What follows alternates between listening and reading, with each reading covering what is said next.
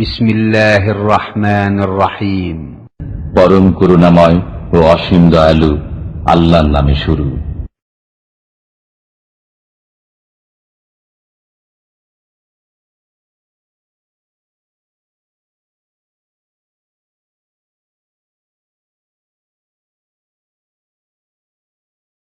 আসসালামু আলাইকুম ওয়া রাহমাতুল্লাহি ওয়া বারাকাতুহু।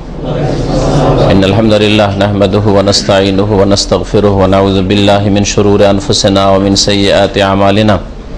মান ইয়াহদিহিল্লাহু ফালা মুদিল্লা লাহু ওয়া মান ইউদ্লিলহু ফালা হাদিয়া লাহু। ওয়া আশহাদু আল লা ইলাহা ইল্লাল্লাহু ওয়াহদাহু লা শারীকা লাহু ওয়া আশহাদু আন্না মুহাম্মাদান আবদুহু ওয়া রাসূলুহু সাল্লাল্লাহু তাআলা আলাইহি ওয়া আলা আলিহি ওয়া সাহবিহি ওয়া সাল্লামা তাসলিমান কাসীরা। আম্মা বাদ। فقد قال المؤلف رحمه الله تعالى: باب من حقق التوحيد دخل الجنة بغير حساب. وقول الله تعالى: إن إبراهيم كان أمة قانتا لله حنيفا ولم يكن من المشركين شاكرا لأنعمه اجتباه وهداه إلى صراط مستقيم. وقال تعالى: والذين هم بربهم لا يشركون. عن حسين بن عبد الرحمن قال: كنت عند سعيد بن جبير فقال: أيكم رأى الكوكب الذي انقض البارحة؟ فقلت أنا، ثم قلت أما إني لم أكن في صلاة ولكن لدغت. قال: فما صنعت؟ قلت: ارتقيت. قال: فما حملك على ذلك؟ قلت: حديث حدثناه الشعبي. قال: وما حدثكم؟ قلت: حدثنا عن بريدة ابن الحسيب أنه قال: لا رقية إلا من عين أو حمة. قال: قد أحسن من انتهى إلى ما سمع، ولكن حدثنا ابن عباس عن النبي صلى الله عليه وسلم أنه قال: عرضت علي الأمم فرأيت النبي ومعه الرهط والنبي ومعه الرجل والرجلان والنبي وليس معه أحد. إذ رفع لي سواد عظيم فظننت أنهم أمتي، فقيل لي هذا موسى وقومه، فنظرت فإذا سواد عظيم فقيل لي هذه أمتك ومعهم 70,000 يدخلون الجنة بغير حساب ولا عذاب. ثم نهض فدخل منزله فخاض الناس في أولئك، فقال بعضهم: فلعلهم الذين صحبوا رسول الله صلى الله عليه وسلم. وقال بعض: فلعلهم الذين ولدوا في الإسلام فلم يشركوا بالله شيئا. وذكروا أشياء، فخرج عليهم رسول الله صلى الله عليه وسلم فأخبروه فقال: هم الذين لا يسترقون ولا يقطعون ولا يتطيرون وعلى ربهم يتوكلون. فقام عكاشة بن محصن فقال: ادعوا الله أن يجعلني منهم. فقال: أنت منهم. ثم قام رجل آخر ثم قام رجل آخر فقال: ادعوا الله أن يجعلني منهم. فقال: سبقك بها عكاشة. আল্লাহ পাক রব্বুল আলামিনের সমস্ত প্রশংসা যে আল্লাহ পাক রব্বুল আলামিন আমাদের সৃষ্টি করেছেন এবং আমাদের তার একত্ব তাওহীদ প্রতিষ্ঠা আল্লাহ পাক রব্বুল আলামিন আমাদের জীবনে প্রথম ফরজ করেছেন। সবচেয়ে বড় ফরজ এবং সর্বপ্রথম ফরজ বান্দার উপর আল্লাহ পাক রব্বুল আলামিনের তাওহীদ একত্ব প্রতিষ্ঠা করা, কায়েম করা। যে তাওহীদের ফজিলত আমরা গত আলোচনায় জেনেছি যে তাওহীদ যদি থাকে তাহলে আমরা কি পাব। এছাড়াও যেসব আলোচনা এসছে এছাড়াও বেশ অনেকগুলি দিক রয়েছে তাওহীদের ফজিলতের, তাওহীদের মহত্বের। আল্লাহ পাক রব্বুল আলামিন যেন আমাদের সার্বিক জীবনে আল্লাহ পাকের একত্ব, তাওহীদ, ওয়াহদানিয়াত প্রতিষ্ঠা করার তৌফিক দান করেন এবং তাওহীদ পরিপন্থী যেগুলি কথা, কাজ, বিষয়, আকীদা রয়েছে, শিরক, বিদআত এবং সমস্ত রকমের গুনাহ সবগুলি থেকে আল্লাহ পাক রব্বুল আলামিন আমাদের বেঁচে থাকার তৌফিক যেন দান করেন। আজকের আলোচনার বিষয়বস্তু হচ্ছে যে তাওহীদ যারা কায়েম করবে, তাওহীদের বাস্তবায়ন করবে, তারা বিনা হিসাবে জান্নাতে যেতে পারবে। তাহলে এটা হচ্ছে তাওহীদের একটা ফজিলত যে তাওহীদ যদি কায়েম করা হয়, তাওহীদ যদি কেউ প্রতিষ্ঠিত করতে পারে নিজের জীবনে, তাহলে সে শুধু জান্নাতে যাবে না, বিনা হিসাবে বিনা আযাবে জান্নাতে যেতে পারবে। কিন্তু তাওহীদ বুঝতে হবে, কোনো জিনিস করার আগে সেটা জানতে হবে, ভালো করে বুঝতে হবে চারিদিক থেকে, আর তারপরে তার বাস্তবায়ন হইতে হবে, তার প্রতি আমল হইতে হবে। আর তাওহীদ মানে শুধু এই নয় যে আল্লাহ আছেন, আল্লাহ এক, মুখে বলে দেওয়া, বিশ্বাস করা, আর কাজে তো কিছুই দেখা যায় না, বা কাজে অনেক ঘাটতি, অনেক উল্টো কাজ, এর নাম তাওহীদ নয়। সুতরাং তাওহীদ যে কেমন করে বাস্তবায়িত হবে সে বিষয়টা আজকে আলোচনা করব। তাওহীদটা আপনার প্র্যাকটিক্যাল জীবনে কি করে প্রতিফলিত হবে, ফুটে উঠবে। যদি ফুটে ওঠে তাহলে বিনা হিসাবে জান্নাত পাবেন ইনশাআল্লাহ তাআলা। আল্লাহ পাক রব্বুল আলামিন যেন সেই রকমের ঈমানদার আমাদের হওয়ার তৌফিক দান করেন। এই মর্মে লেখক রাহমাতুল্লাহ আলাইহি বলছেন, বাবু মান হাক্কাকা তাওহীদ। এই অধ্যায় হচ্ছে এই বিষয় সম্পর্কে যে যেই ব্যক্তি তাওহীদকে প্রতিষ্ঠা করবে, তাওহীদের বাস্তবায়ন করবে। হাক্কাকা তাহকিক মানে বাস্তবায়ন করা, বাস্তবে কাজে পরিণত করা। যেই ব্যক্তি তাওহীদকে কাজে পরিণত করবে, দাখালাল জান্নাতা বিগাইরি হিসাব, সেই ব্যক্তি জান্নাতে বিনা হিসাবে যেতে পারবে। দুটি আয়াত নিয়ে এসছেন লেখক রাহমাতুল্লাহ আলাইহি, আর একটি বড় হাদিস রয়েছে আজকের আলোচনায়। মহান আল্লাহ ইরশাদ করেছেন সূরা নাহলের আয়াত নম্বর 120। ইব্রাহিম আলাইহিস সালাম সম্পর্কে মহান আল্লাহ ঘোষণা করে বলছেন, ইন্না ইব্রাহিমা কানা উম্মাতান কানিতা। নিঃসন্দেহে ইব্রাহিম আলাইহিস সালাতু সালাম ছিলেন এক উম্মত। এই উম্মত মানে কি? একদল তো বলছেন উম্মত মানে উম্মত, উম্মত মানে জাতি, তাই না? উম্মত মানে এটা হচ্ছে প্রসিদ্ধ অর্থ যা সাধারণ মানুষরা জানে। উম্মত মানে জাতি, মুসলিম উম্মত মানে মুসলিম জাতি, তাই না? মুসা আলাইহিস সালামের উম্মত মানে মুসা আলাইহিস সালামের জাতি, মুসা আলাইহিস সালামের অনুসারী। এটা খুব সহজ অর্থ উম্মতের। কিন্তু কোরআনে কারীমে বা রাসূলুল্লাহ সাল্লাল্লাহু আলাইহি ওয়াসাল্লাম হাদিসে এছাড়াও আরো বেশ কিছু অর্থে উম্মতটির প্রয়োগ হয়েছে। উম্মত শব্দটি আরবি শব্দ, যার একাধিক অর্থ রয়েছে এবং বিভিন্ন ক্ষেত্রে বিভিন্ন অর্থে ব্যবহৃত হয়েছে। তাহলে এই অর্থ যদি হয় তাহলে হবে যে ইব্রাহিম আলাইহিস সালাম একাই এক উম্মত ছিলেন। তো উম্মত মানে তো জাতি হয়, তো একজন আবার জাতি কি করে হইতে পারে? একজন এক ব্যক্তি হলো, জাতি কি করে হইতে পারে? তাহলে এর ব্যাখ্যা এভাবে করতে হবে যে ইব্রাহিম আলাইহিস সালাম একজন ব্যক্তিত্ব হওয়া সত্ত্বেও এমন বিশাল কাজ করেছেন যেটা একটা বড় জাতিও হয়তো করতে পারে না। তাওহীদ প্রতিষ্ঠা করা, তাওহীদের প্রচার করা, আর শিরকের বিরুদ্ধে খোলাখুলি বিনা কোনো দ্বিধা দ্বন্দ্বে ভয়ে সংগ্রাম করা, এবং শিরকের সাথে কোন রকমের সমঝোতা কম্প্রোমাইজ না করা বাতিলের সাথে। এর জন্য বাড়ি ছাড়তে হয়েছে, দেশ ছাড়তে হয়েছে, বাপ বিতাড়িত করেছেন, আর এছাড়া বহু কোরবানি তিনি আল্লাহর রাস্তায় দিয়েছেন। কিন্তু তাওহীদকে তিনি হাতছাড়া করেননি। তাওহীদ রক্ষা করার জন্য ইরাক ছেড়েছেন, বাপের বাড়ি ছেড়েছেন, বাপ বাড়ি থেকে বের করে দিয়েছে। কোরআনে কারীমে এসব ঘটনা রয়েছে। লাইন লাম তানতাহি লাআরজুমান্নাকা ওয়াহজুরনি মালিয়া, তুমি যদি এসব কথা না ছাড়ো তাহলে তোমাকে পাথর দিয়ে মেরে শেষ করে দেবো, গুঁড়া করে দেবো। লাআরজুমান্নাকা, পাথর মেরে তোমাকে শেষ করে দেবো। ওয়াহজুরনি মালিয়া, আর না হলে চিরতরে তুমি আমার চোখের সামনে থেকে দূরে চলে যাও। তার বাবা কাফের মুশরিক আজহার এই কথাই বলেছিল। তিনি বাড়ি থেকে বেরিয়ে হিজরত করে চলে গেছিলেন শাম দেশে, ইরাক ছেড়ে শাম দেশে প্যালেস্টাইনে ফিলিস্তিনে হিজরত করে চলে গেছিলেন। হিজরতে আল্লাহ পাক রব্বুল আলামিন ছাড়া তার সাথে আর কে ছিল? তার বিবি সারা আর ভাইপো লূত আলাইহিস সালাম, বাস তিনজনের কাফেলা। চিন্তা করেন যে সেই যুগে জনহীন মরুভূমি, মাঠকে মাঠ, কোথায় জনবস্তি, এইরকম ভাবে তিনজনের সফর কত ঝুঁকিপূর্ণ ছিল, এক দেশ থেকে এক দেশ, আর তারপর মাতৃভূমি ছেড়ে যাওয়া। আজকাল গ্রামে জায়গা হচ্ছে না, গ্রাম থেকে বাইরে অন্য জায়গায় বাড়ি বাঁধলেই ভালো, তারপরও বাপ মা ছাড়তে পারছেন না, আত্মীয় স্বজন ছাড়তে পারছেন না, এই যেখানে জন্মেছি ছাড়তে পারছেন না, শিরক বিদআত মেনেই নি কিছু তাদের সাথে ছাড়তে পারছে না। যদি বলা হয় ভাই এক ডিস্ট্রিক্ট থেকে আর ডিস্ট্রিক্ট, এক এলাকা থেকে আর এক এলাকায়, দেখো যেখানে ঠিকভাবে নামাজ আদায় করতে পারবে, শিরক বিদআত মুক্ত থাকতে পারবে, ওই জায়গায় চলে যাও, তো রাজি হইতে পারছেন না। তাহলে কোথায় আপনার ইমান আর কোথায় ইব্রাহিম আলাইহিস সালাতু সালাম? আমরা এটাকে এমন গরম করে দিলেন আপনাদের জন্য যে আমার জন্য গরমের কারণ হয়ে গেছে।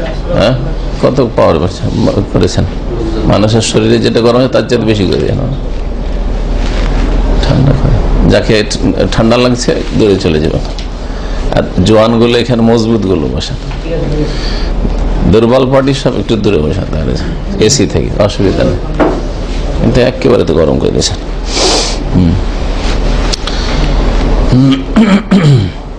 ইব্রাহিম আলাইহিস সালাম একাই এক উম্মত ছিলেন, মানে একাই এক উম্মতের, এক জাতির কাজ করেছেন, এই একটা অর্থ। আর একটা অর্থ উম্মত মানে যেটাই অধিকাংশ গবেষক মুহাক্কিকরা তাফসীরকাররা এখানে বলেছেন, সেটা হচ্ছে উম্মত মানে হচ্ছে ইমাম। আরবিতে উম্মত ইমামকে বলা হয়। উম্মত মানে ইমাম, যিনি নেতৃত্ব দেন, যিনি গাইড করেন, লিডার, কায়েদ। তাহলে তাফসীর খুব সহজ। ইব্রাহিম আলাইহিস সালাম কি ছিলেন? কানা উম্মাতান, তিনি ইমাম ছিলেন, ইমামুল মুসলিমিন। হ্যাঁ, ইমামুল আম্বিয়া, নবীদের ইমাম ছিলেন তিনি। অধিকাংশ নবীরা তার আওলাদ, হ্যাঁ, তার বংশের। সে ইসমাইল আলাইহিস সালামের বংশ ধরে হলে ইসমাইল আলাইহিস সালামের পরে মুহাম্মদ রাসূলুল্লাহ সাল্লাল্লাহু আলাইহি ওয়াসাল্লাম, আর আরেক ছেলে যে ইসহাক আলাইহিস সালামের বংশ হলে অধিকাংশ আম্বিয়া বনি ইসরাইলের সবগুলি নবী ওই বংশে। এছাড়াও যে কোনো তৌহিদ প্রতিষ্ঠাকারী মুমিন মুসলিমের সম্পর্ক, ইমানি সম্পর্ক, রুহানি সম্পর্ক ইব্রাহিম আলাইহিস সালামের সাথে। তো ইব্রাহিম আলাইহিস সালাম কি ছিলেন? ইমাম ছিলেন, আম্বিয়াদের ইমাম, মুসলিমদের ইমাম, ইমাম ছিলেন। এখানে এই অর্থেই তাফসীরকাররা বলেছেন। তবে আগের অর্থ হলে যেভাবে বললাম, যেভাবে ব্যাখ্যা হইতে পারে। উম্মত কোরআনে কারীমের ভাষায় আর একটা অর্থে ব্যবহৃত হয়েছে, সেটা হচ্ছে তরিকা, পদ্ধতি। উম্মত মানে তরিকা, হ্যাঁ, উম্মত মানে বিধান, শরীয়ত, এই অর্থে ব্যবহার হয়েছে। কাফেররাকে যখন বলা হতো যে তোমরা এই শিরক ছেড়ে দাও, মূর্তি পূজা ছেড়ে দাও, হ্যাঁ, যুগে যুগে আম্বিয়া রাসূলগণ দাওয়াত দিয়েছেন, নবী করিম সাল্লাল্লাহু আলাইহি ওয়াসাল্লাম দাওয়াত দিয়েছেন, তখন তারা কি বলতো? যে বাপ দাদা যেটা করে ছেড়ে দেবো। বাপ দাদা পূর্বপুরুষের আদর্শ ছেড়ে দেওয়া, তার মানে তাদেরকে বোকা মনে করা, তাদেরকে মূর্খ মনে করা, তাদেরকে বলা যে তোরা গোমরাহ পথভ্রষ্ট ছিলি, জাহান্নামী ছিলি। না, এটা করতে পারি না। বাপ দাদা ভুল করতে পারে। এত বড় বড় মুরব্বীরা, বুজুর্গানের দিন ছিল সব। আজকাল বুজুর্গানের দিন আমাদের দেশের বিজাতি ভাইরা বলছে, আর তারা বলতো যে আমাদের আবা আনা, আমাদের পূর্বপুরুষরা। তো যত ভ্রান্ত পথের পথিক, তাদের যেসব দলিল যুক্তি, তার একটা হচ্ছে বাপদাদা, পূর্বপুরুষ, বুজুর্গানের দিন, আকাবেরিন, বড়রা এরকম করেছেন, বড়রা এরকম বুঝেছেন। তো এই মর্মে কোরআনে কারিমে একটি আয়াত আছে, ইন্না ওয়াজাদনা আবানা আলা উম্মাতিন।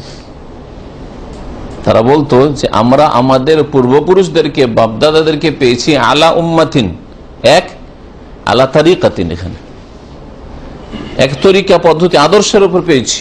এখানে উম্মাতিন মানে আদর্শ, এমন আদর্শের উপর পেয়েছি। ওয়াইন্না আলা আসারিহিম মুহতাদুন বা মুক্তাদুন, হ্যাঁ, আর আমরা তাদের পেছনে পেছনে চলবো, তাদের ইক্তেদা করব, তাদেরকে মানবো, তোমার কথা মানবো না নবী। তাহলে কোরআনে উম্মাত তরিকা বা আদর্শ পদ্ধতির অর্থেও ব্যবহৃত হয়েছে। কানেতান লিল্লাহ, ইব্রাহিম আলাইহিস সালাম আল্লাহ পাকের অনুগত ছিলেন। কুনুত মানে আনুগত্য, কুনুত মানে হয় আনুগত্য। আর কুনুত বিশেষ দোয়াকে বলে, যেমন বেতরের কুনুত, কুনুতকে কুনুত কেন বলে? দোয়া, কুনুত দোয়ার অর্থে ব্যবহার হয়েছে। এইরকমই কুনুতে নাজেলা, বালা মুসিবত বিপদ আপদ আসলে এখানে এই সুন্নতের আমল আছে আমাদের দেশে। এইসব সুন্নত জানেই না, আর আলেম সমাজ পড়লেও আমলই করার কোনো চেষ্টা করে না। যতই বালা মুসিবত মুসলিমদের উপর আসুক, কখনো দেখেছেন যে মাগরিব, এশা, ফজরে আমার দেশের আলেম ওলামা কুনুত করেছে বা করতে বলেছে? না, ওই সুন্নত নাই। অথচ নবী করিম সাল্লাল্লাহু আলাইহি সাল্লাম 1 মাস ধরে কুনুতে নাজেলা মানে কাফেরদের জন্য বদদুয়া করা, আর মুমিনদের মুক্তির জন্য, হ্যাঁ, মুমিনদের বালা মুসিবত দূর করার জন্য আল্লাহ পাকের কাছে দোয়া করেছেন। কানাতা ফিল ফাজরে, ফজরে কুনুত করেছেন ফজর নামাজে। বাদাম আরাফা রাসা মিনা রুকু, রুকু থেকে উঠার পরে। এখানে দেখেন না কুনুত কোনদিন মসজিদে দামাম খবরে? যারা পুরাতন লোক, ওই আপনার ইরাকের যুগে, সাদ্দামের যুগে কুনুত শুনেছেন, এখন আপনার সিরিয়ার সমস্যা, মুসলিমরা জুলুম অত্যাচার করছে, যে অভিশপ্ত, তো এখন কুনুত চলছে, বিভিন্ন মসজিদে হচ্ছে। তো এই হচ্ছে কুনুত মানে দোয়া। তাহলে কুনুত দোয়ার অর্থে, আর কুনুতের শাব্দিক অর্থ হচ্ছে আনুগত্য। দোয়ার মধ্যে আনুগত্য রয়েছে, দোয়ার মধ্যে আনুগত্য রয়েছে, সেজন্য কুনুত মানে দোয়া। কোরআনে কারিমে একটি আয়াত রয়েছে, হাফিজু আলাস সালাওয়াতি ওয়াস সালাতিল উস্তা ওয়া কুমু লিল্লাহি কানিতিন।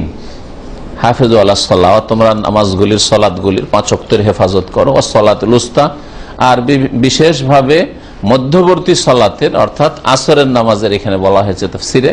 এটা হচ্ছে সবচেয়ে বেস্ট মত, আর বাকি অন্য আর মতে কেউ ফজর বলেছে, আর কোন নামাজ বলেছে, কিন্তু এখানে আসরটা কি বোঝানো হয়েছে এটাই ঠিক। বিশেষ করে আসরের নামাজের তোমরা হেফাজত করো, ওয়াকুমু লিল্লাহি কানিতিন, আর তোমরা আল্লাহর সামনে দণ্ডায়মান হও, দাঁড়াও। কানিতিন এর দুটি তাফসির, একটা হচ্ছে আনুগত্য সহকারে, কানিতিন আল্লাহর অনুগত হয়ে, কানিতিন মানে মুতিঈন, অনুগত হয়ে। আর তাফসির করা হয়েছে কানিতিন মানে নীরব হয়ে, কথা কাজ সব বন্ধ করে দিয়ে, সাকেতিন। এর দুটি তাফসির। যেই দিন এই আয়াত নাযিল হইল, সেই দিন থেকে নবী করিম সাল্লাল্লাহু আলাইহি ওয়াসাল্লামের সাহাবারা কেউ কারো সাথে আর নামাজের ভিতরে কথা বলতেন না। তার আগে পর্যন্ত সাহাবিয়া নামাজ পড়তেন, ইউসাল্লাম আহাদুনা আলা সাহিবিহি, আর কেউ সালাম করলে সালাম আলাইকুম, নামাজে এসছে পরে এলো, আরেকজন নামাজ শুরু করে দিয়ে সালাম আলাইকুম, ওয়ালাইকুম সালাম, এইরকম কথা চলতো, সালাম বিনিময় চলতো। কারণ দিন ইসলাম ধীরে ধীরে এসছে, ওহি ধীরে ধীরে, একদিনে সবগুলি আসেনি। আমার জন্য আপনার জন্য একদিন চলে এসছে, এই নয় যে আপনি এখন নতুন নামাজ শুরু করেছেন এই জন্য সালাম দেওয়া কয়েকদিন চলবে আর তারপরে বন্ধ করবেন, ওইটা চলবে না এখন। হ্যাঁ, নিউ মুসলিম হয়েছেন, জান এতদিন তো নামাজ পড়েন নেই, এখন শুরু করেছেন, সুতরাং ঘাটতি থাকে নামাজে, কিছুদিন পর পুরা করব, এটা চলবে না।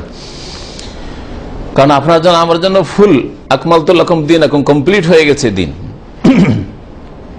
পক্ষান্তরে রাসূলুল্লাহ সাল্লাল্লাহু আলাইহি ওয়াসাল্লামের সাহাবায়ে কেরামদের জন্য ধীরে ধীরে ধীরে দিন ইসলামের বিধিবিধান এসছে। পর্দা ছিল না, পর্দার হুকুম ছিল না, শুধু মহিলারা খুব বেশি হলে মাথাটা ঢাকতো, হ্যাঁ, কিন্তু সাধারণ চেহারা খোলা, হাত খোলা খোলা থাকতো।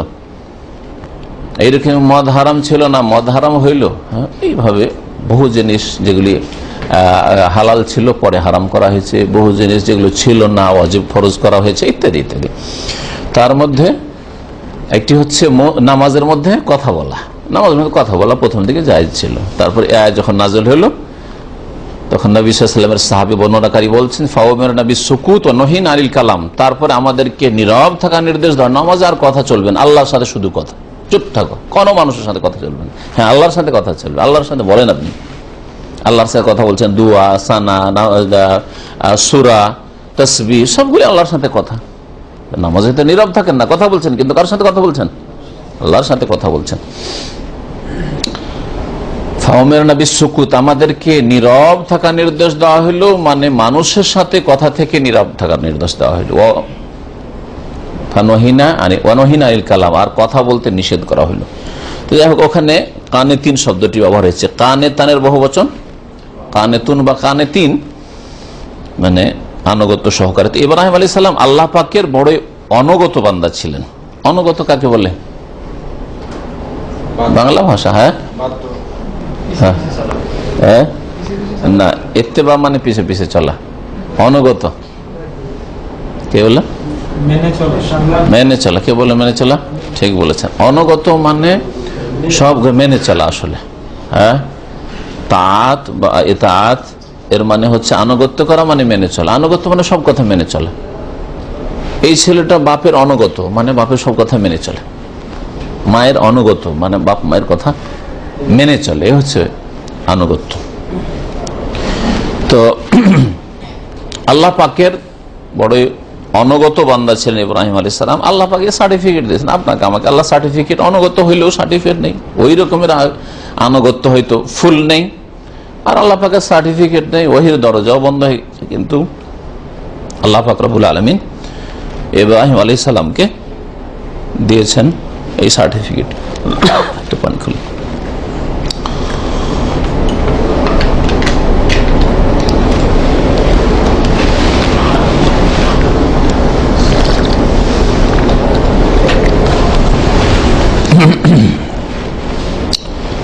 হানিফান, হানিফান মানে হচ্ছে আল্লাহ অভিমুখী। হানাফায়াহ মানে ঝুঁকে যাওয়া। তো কোন দিকে ঝুঁকেছিলেন?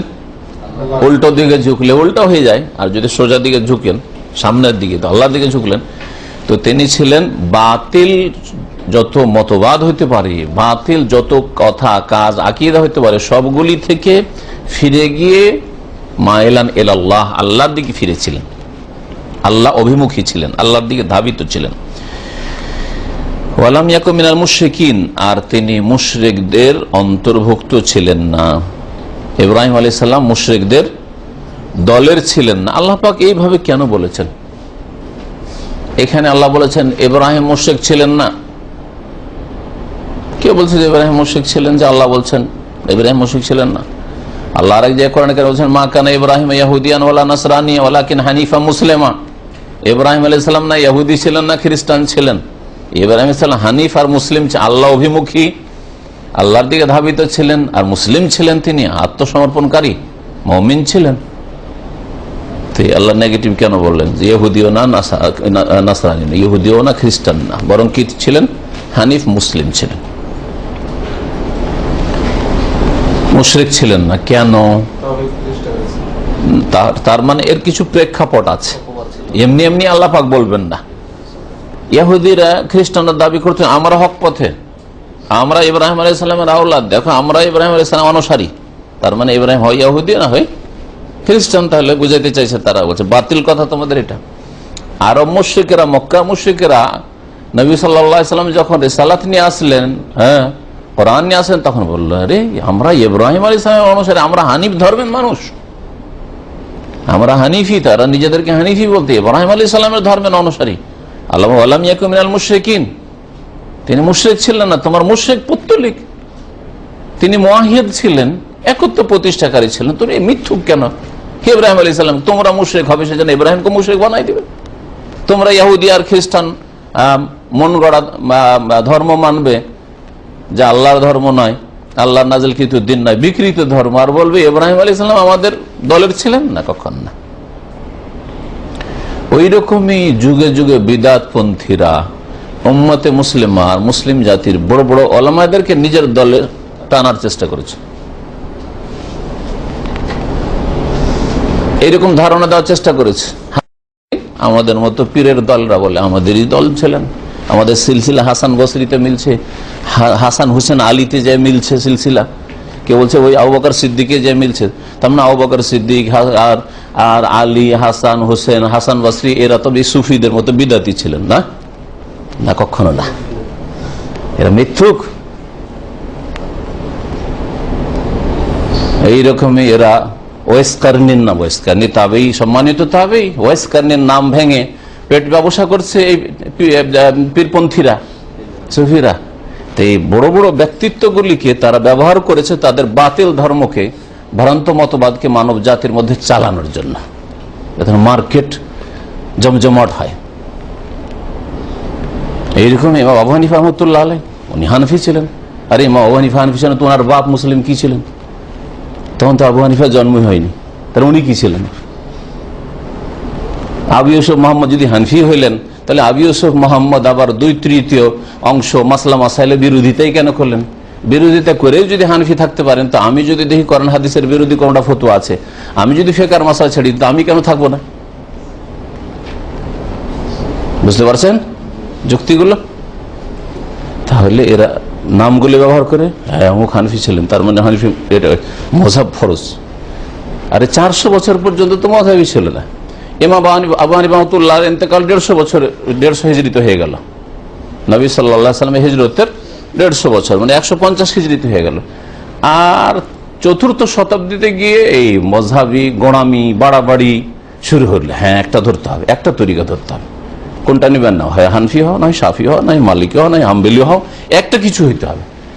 তা নবী সাল্লাল্লাহু আলাইহি ওয়াসাল্লামের পরে কোটি কোটি মুসলিম বিশ্বে 300-350 বছর ধরে তারা জানলো না যে এটা ফরজ না সুন্নত না মুস্তাহাব, কিছুই জানলো না, আর এই নামগুলোকে ব্যবহার করা হলো। এমন কি এদেরই কিতাবে লিখেছে ইমাম বুখারী বহুত বড় সুফি থে, আউযু বিল্লাহ। ইমাম বুখারীকে শুধু মযহাবধারী করেনি, তার কি করেছে, পীর ছিল। কত বড় মিথ্যা কথা। যেমন ইব্রাহিম আলাইহিস সালাম সম্পর্কে বাতিলপন্থীরা, ইহুদিরা, সারা মুশরিকরা নিজের দলে টানার চেষ্টা করেছে। কারণ ইব্রাহিমকে যদি ইহুদিরা সার বানিয়ে দিতে, তার আমাদের ধর্মটা ঠিক। ইব্রাহিম আলাইহিস সালামকে যদি করে দিতে পারি যে আমাদের দলের আরো মুশরিকরা, তাহলে আমাদের এই 360টি মূর্তি পূজা করা ঠিক। তেমন ইমাম বুখারীকে যদি সুফি বানিয়ে দেবে, তাহলে আমাদের পীরতন্ত্র, এই পীর মুরিদের ব্যবসা ঠিক। এই অসৎ উদ্দেশ্য নিয়ে বড় বড় আলেম ওলামাকে, আইম্মায়ে কেরাম যারা কোরআন সুন্নাহর অনুসারী ছিলেন, ইমাম আবু হানিফা, আবু ইউসুফ, মুহাম্মদ, শাফিঈ, মালিক, আহমদ, বুখারী, মুসলিম, সমস্ত আইম্মায়ে কেরাম, এরা মযহাবী তাকলিদের যুগ যে শুরু হয়েছে তার অনেক আগে দুনিয়া থেকে বিদায় হয়ে চলে গেছে। তাদেরকে সবাই দলে টানার চেষ্টা করেছে, কোন একটা দলে ঢুকাবার চেষ্টা করেছে। যে দেখে যে তার কিতাবের হাদিসে মাসলা মাসাইলগুলো উল্টো দিকে যাচ্ছে, তো বলছে যে উনি হানফি ছিলেন না, তবে শাফিঈ ছিলেন, মানে কোন একটাতে ছিলেন, আপনি একটাতে হন। এই অসৎ উদ্দেশ্য।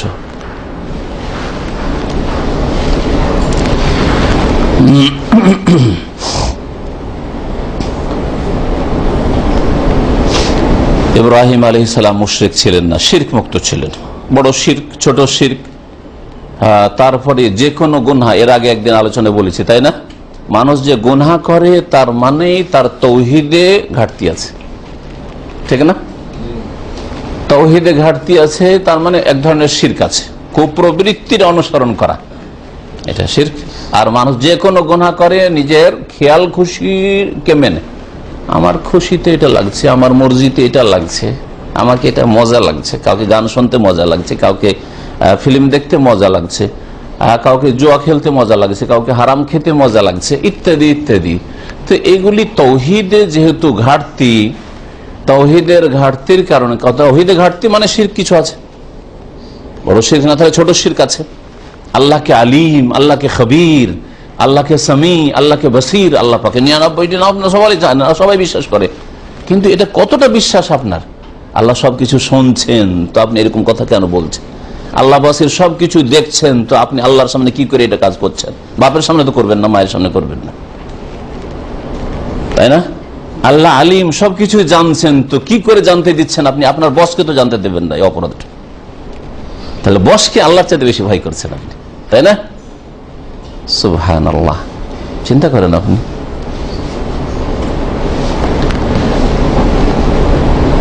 ইব্রাহিম আলাইহিস সালাম তাহলে সমস্ত রকমের শিরক থেকে, বড় শিরক, ছোট শিরক, এই যে খেয়াল খুশির পূজা করে পাপে লিপ্ত হওয়া, এটাও যে এক ধরনের শিরক, এই সমস্ত থেকে তিনি কি ছিলেন?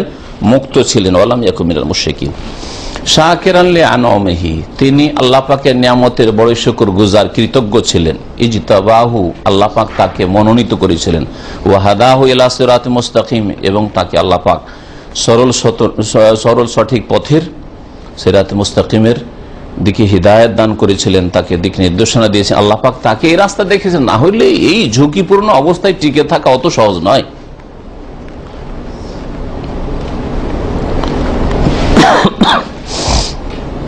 ওয়াকালা, এবং আল্লাহ পাক আরেকটা আয়াতের ইরশাদ করছেন, যে আয়াতটি আমরা শেষ করলাম, সে আয়াতটি হচ্ছে 120 নম্বর আয়াত সূরা নাহলের। মহান আল্লাহ সূরা মুমিনুনের আয়াত নম্বর 59 এ ইরশাদ করেছেন, ওয়াল্লাযীনা হুম বিরাব্বিহিম লা ইউশরিকুন, আর আল্লাহর নেক বান্দা, মুমিন বান্দা, জান্নাতি ওরাই যারা তাদের রবের সাথে, প্রতিপালকের সাথে শিরক করে না।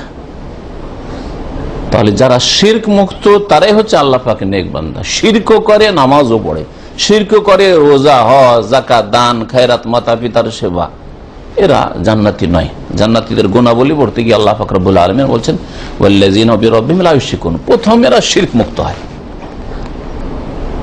এরা মাজারেও যায় না, যে মাজারে গিয়ে চাদর চড়াবো, ফুল চড়াবো, অথবা আশা রাখবো যে ফয়েজ আসবে, বরকত আসবে, জীবনে বরকত নেমে আসবে, ছেলেটাকে নিয়ে যাবে, ছেলেটা রোগ বালা মুসিবত থেকে মুক্ত থাকবে, এইসব শিরকি আকীদা রাখে না। হ্যাঁ, ওলিয়া উলিয়া দিতে পারে, এসব শিরকি আকীদা রাখে না। তাবিজ আমাকে রক্ষা করতে পারে, হ্যাঁ, এই বালা আমাকে রক্ষা করতে পারে, এই আংটি রক্ষা করতে পারে, বাড়ি বন্ধ করে ও মুক্ত তাবিজ তোমার করে বাড়ি বন্ধ করে রাখলে বাড়িতে বালা মুসিবত আসবে না, এসব শিরকি কাজ মুমিন করে না, জান্নাতীরা করে না। ওয়াল্লাযীনা বিরাব্বিহিম লা ইউশরিকুন, মুমিন বান্দা যারা জান্নাতি তারা তাদের রবের সাথে শিরক করে না। এই মর্মে হাদিস। আসুন, এই হাদিসে কি রয়েছে? সত্যিকার অর্থে তাওহীদ প্রতিষ্ঠা করলে বিনা হিসাবে যে জান্নাত পাওয়া যাবে এর দলিল। হোসাইন বিন আব্দুর রহমান বলছেন, একজন তাবী, যে কুনতু ইনদা সাঈদ ইবনে জুবাইর রাহিমাহুমুল্লাহ তাআলা, আমি সাঈদ বিন জুবাইর রাহমাতুল্লাহ আলাইহির কাছে ছিলাম, তিনিও প্রখ্যাত তাবী। ফাকালা, তিনি বললেন, আইয়ুকুম রাআল কাওকাব, তোমাদের মধ্যে কে তারকা দেখেছে? আল্লাযী ইনকাযাল বারিহা, যেই তারকা গত রাতে আকাশ থেকে খসে পড়েছে। খসে পড়েছে অর্থ কি? শাব্দিক অর্থ করে ইনকাযা মানে কোন জিনিস খসে পড়া, ঝরে পড়া। আকাশ থেকে তারকা খসে পড়েছে মানে হ্যাঁ, উল্কা পিণ্ড। যে শয়তান যখন ওপর দিকে ঊর্ধ্ব গগনে আকাশের দিকে যাওয়ার চেষ্টা করে, তখন আল্লাহ পাকের পক্ষ থেকে ফাদবাউ শিহাবুন সাথে উল্কা পিণ্ড দিয়ে আঘাত করা হয়, তখন তাতে জ্বলে খাক হয়ে যায়, ধ্বংস হয়ে যায় এই জিন শয়তান। জিনেরা গাইবী খবর জানার জন্য আকাশে কি ফয়সালা হচ্ছে, মালাইকা ফেরেশতা আল্লাহ পাক রব্বুল আলামিনের কাছ থেকে ফয়সালা শোনার পরে আলাপ আলোচনা আপোষ করছে, আজকে এই ঘটনা ঘটবে, এটা হবে, এই হবে, আগামীকালকে এই হবে, আগামী বছরে এই হবে, আগামী দিনগুলিতে এই হতে যাচ্ছে, অমুক দেশে এই হতে যাচ্ছে, অমুক দেশে অমুকের পতন ঘটছে, অমুক নেতৃত্বে আসছে, ইত্যাদি ইত্যাদি যা কিছু হচ্ছে পৃথিবীতে, ব্যক্তির হোক জাতির হোক, হ্যাঁ, এগুলি যে ফয়সালা আল্লাহর পক্ষ থেকে, কুল্লা ইয়াউমিন হুয়া ফি শান, আল্লাহ পাক রব্বুল প্রতিদিন কোন না কোন সিদ্ধান্ত ফয়সালা করছেন ফেরেশতাদের মাঝে, আর ফেরেশতারা বিভিন্ন দায়িত্বে লেগে আছে, ওইগুলো শুনছে, আপোষ আলোচনা করছে। জিনেরা শোনার চেষ্টা করে, কেন? শোনার পরে এসে গণকদেরকে এসে বলবে, গণকদের সাহায্য সহযোগিতা হবে, গণকদের পূজা পাবে। গণকরা জিন পূজা করে আর যার বিনিময়ে আকাশের কিছু সংবাদ দেওয়ার চেষ্টা করে। এটা হচ্ছে উল্কাপিণ্ডর রহস্য, জিনকে এইভাবে মারা হয়।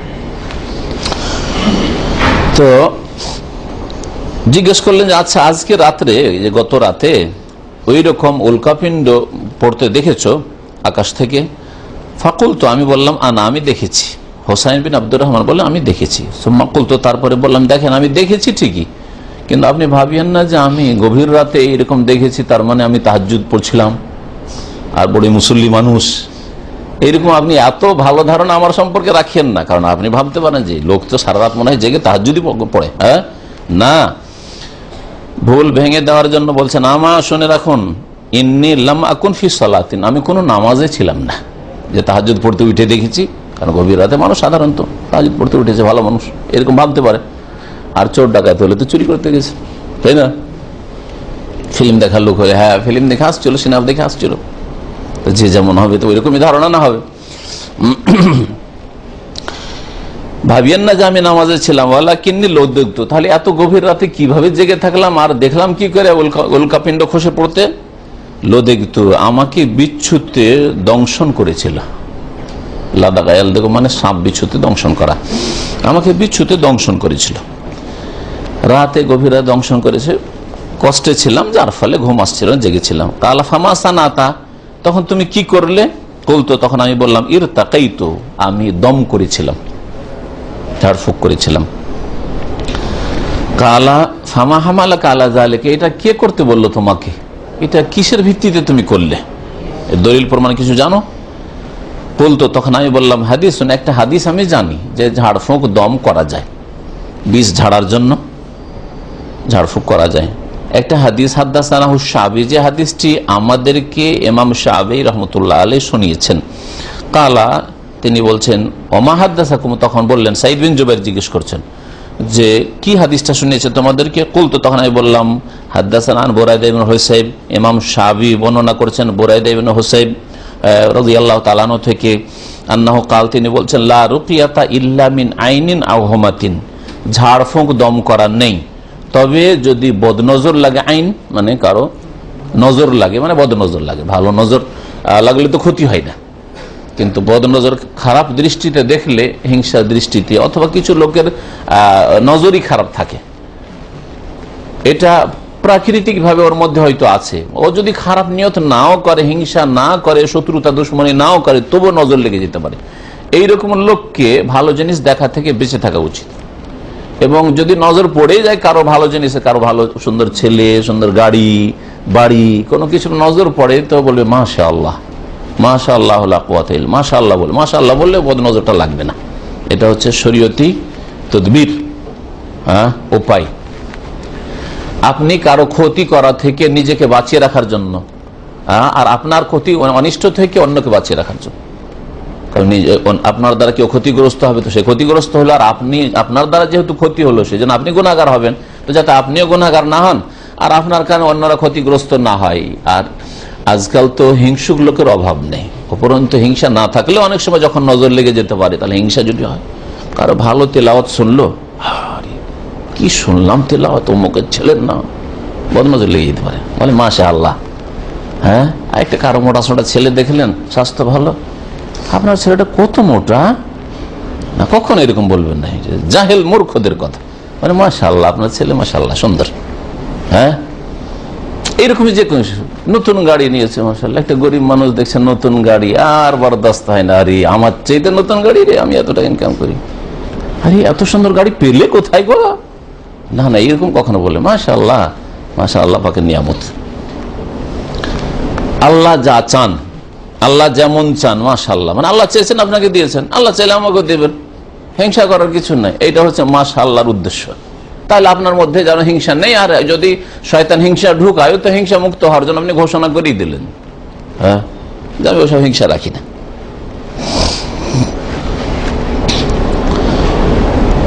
লারুকিয়াতা, দম করা বা ঝাড়ফুঁক করা নেই, ইল্লা মিন আইনিন, তবে বদনজর লাগলে দম করা যেতে পারে, আও হমাতিন, অথবা বিষের ক্ষেত্রে, হোমা বিষকে বলা হয়, এই হোমাকে কেউ কেউ হোম্মা পড়ে নিয়েছে, দিয়ে এই কিতাবুত তাওহীদের অনুবাদকারী কেউ কেউ লিখেছে জ্বরের, ভুল তর্জমা এটা, অনেকে আরবি সূক্ষ্ম বুঝে না আর অনুবাদ করতে বসে যায়। হোমা হচ্ছে বিষ, সাপের বিষ, বিচ্ছুর বিষ, সব বিষ হইতে পারে। যদি কাউকে এরকম হয়, তাহলে ঝাড়ফুঁক করবেন আপনি কোরআনের আয়াত দিয়ে বা রাসূলুল্লাহ সাল্লাল্লাহু আলাইহি ওয়াসাল্লামের হাদিসের দোয়া দিয়ে, অথবা কোনো ভালো কথা, অর্থবোধক কথা দিয়ে, এমন কোন কথা দিয়ে নয়, বাক্য দিয়ে নয় যার অর্থ বোঝা যায় না। হ্যাঁ, চেহেল কাফ, 40টা কাফ দিয়ে মকসুদুল মুমিনের, কাকু কাকু কাকু, হ্যাঁ, কিছুই বুঝলেন না, কি বললো না বললো, কিন্তু পড়ে দিয়ে ফোক দিয়ে দিলেন, এটা মন্ত্র। এতে জাদু আছে, জিন শয়তানের নাম আছে, এগুলো দিয়ে জাদু মন্ত্র হয়। হিন্দুদের কিতাবের মন্ত্র হোক, আর মুসলিমদের কিতাবের সুলাইমানি নকশারি মন্ত্র হোক, আর নিয়ামুল কোরআনের মন্ত্র হোক, আর মকসুদুল মুমিনের মন্ত্র হোক, মন্ত্র যার অর্থ বুঝেন না সেগুলি মন্ত্র, যার অর্থ বুঝেন না আর সেটা পড়ে দম করছেন সেটা মন্ত্র। অর্থ বুঝেন না, অনেকগুলি তাবিজ আছে যে অর্থ বোঝা যায় না, এমন কথা শব্দের উপর শব্দ লিখে রেখেছে যাতে আপনি বুঝতেই না পারেন। তাবিজের ক্ষেত্রে কোন রকমের তাবিজ চলবে না, কিন্তু ঝাড়ফুঁকের ক্ষেত্রে কতটা চলবে বললাম, কোরআনের আয়াত দিয়ে, হ্যাঁ, রাসূলুল্লাহ সাল্লাল্লাহু আলাইহি ওয়াসাল্লামের হাদিসের দোয়া দিয়ে, অথবা কোনো ভালো কথা দিয়ে। আল্লাহ তুমি এই ছেলেকে শেফা দান করো, আপনি এটা হাদিসের দোয়া করলেন না, এটা কোরআনের দোয়া করলেন না, কিন্তু করলেন, অসুবিধা নেই, জায়েজ, কারণ অর্থ বুঝতে পারছেন এর। কিন্তু এমন কিছু কথা আছে আমাদের সমাজে যেগুলোকে টোটকা বলে, বলতে পারেন উদাহরণস্বরূপ এরকম কিছু টোটকা আছে, অর্থ বোঝা যায় না, কিন্তু অমুক রোগে বা অমুক অসুবিধায় যদি এটা পড়ে তাহলে আর এরকম করবে না। আমরা ছোটকালে শুনতাম যে সব বাচ্চারা বিছানায় পেশাব করে, 10 বছর 12 বছর 18 বছর হয়ে যায় বিছানায়, 40 বছরের লোক বিছানায় পেশাব করে, এরকম জানি। ছেলে মেয়ে হয়ে গেছে, হ্যাঁ, বিবাহে ছেলে মেয়ে হয়ে গেছে, তাদের বিছানায় পেশাব করে দেয়, স্বপ্ন দেখে যে বাইরেই করছে, বিছানায় পেশাব করছে। আর এর একটা টোটকা মন্ত্র আছে, 1 বাতা 2 বাতা, ঘর সুতা বাইরে মুতা। আপনারা বলতে পারলেন ওই যে নাকি বললাম, ছোট কালকার কথা বলছি, এগুলো মহিলারা শিখাইতো যে এইরকম বলতে বল, তোর ছেলেকে মুতে দিচ্ছে, পেশাব করছে, তাহলে আর পেশাব করবে না। আউযুবিল্লাহ। এগুলো মন্ত্র, শুনে রাখেন। এতে কি আছে যে এক বাতা দুই বাতা, ঘর সুতা বাইরে মুতা, মানে ঘরে সুতা বাইরে মুত, বুঝছেন না? এটা মন্ত্র। তো এইরকম উদাহরণ আপনি আপনার লাইফে যে কোনো উদাহরণ নিতে পারেন, যেগুলির কোনো এরকম অর্থ নাই, আল্লাহর কাছে কিছু চাইলেন এরকম, অথবা অর্থ বুঝতে পারছেন কিন্তু রসুলের নাম, হাসান হুসাইন, বড় পীরের নাম, খাজা বাবার নাম, ফেরাউনের নাম, 7টা সুদখোরের নাম, গরুর পায়ে ঘা হইলে এলাকার 7টা বড় বড় সুদখোরের নাম লিখে লটকাইতে হবে তাবিজ করে। এটা আমাদের এলাকায় ছিল, মুসলিমরা করতো।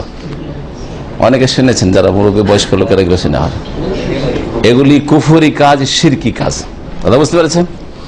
যদি দমও করেন, হ্যাঁ, তারপরও এগুলো শিরক। জি, প্রশ্ন পড়ে। হ্যাঁ, তাবিজের কিতাব, শয়তান হামান দিয়ে তাবিজ করা। জি জি, এগুলো শিরক, সব বড় শিরক। তো যখন এই হাদিসটা শোনালেন বুরায়দা বিন হুসাইব থেকে, সাহাবী রাহমাতুল্লাহ আলাইহি বর্ণনা করেছেন, তখন তিনি বললেন, সাইদ বিন জুবাইর বললেন যে ভালো কথা, কাদ আহসানা মান ইনতাহা ইলা মা সামিয়া। ওই ব্যক্তি ভালোই কাজ করে যে যতটা শুনেছে ততটার প্রতি ক্ষান্ত হয়, মানে ততটার প্রতি আমল করে।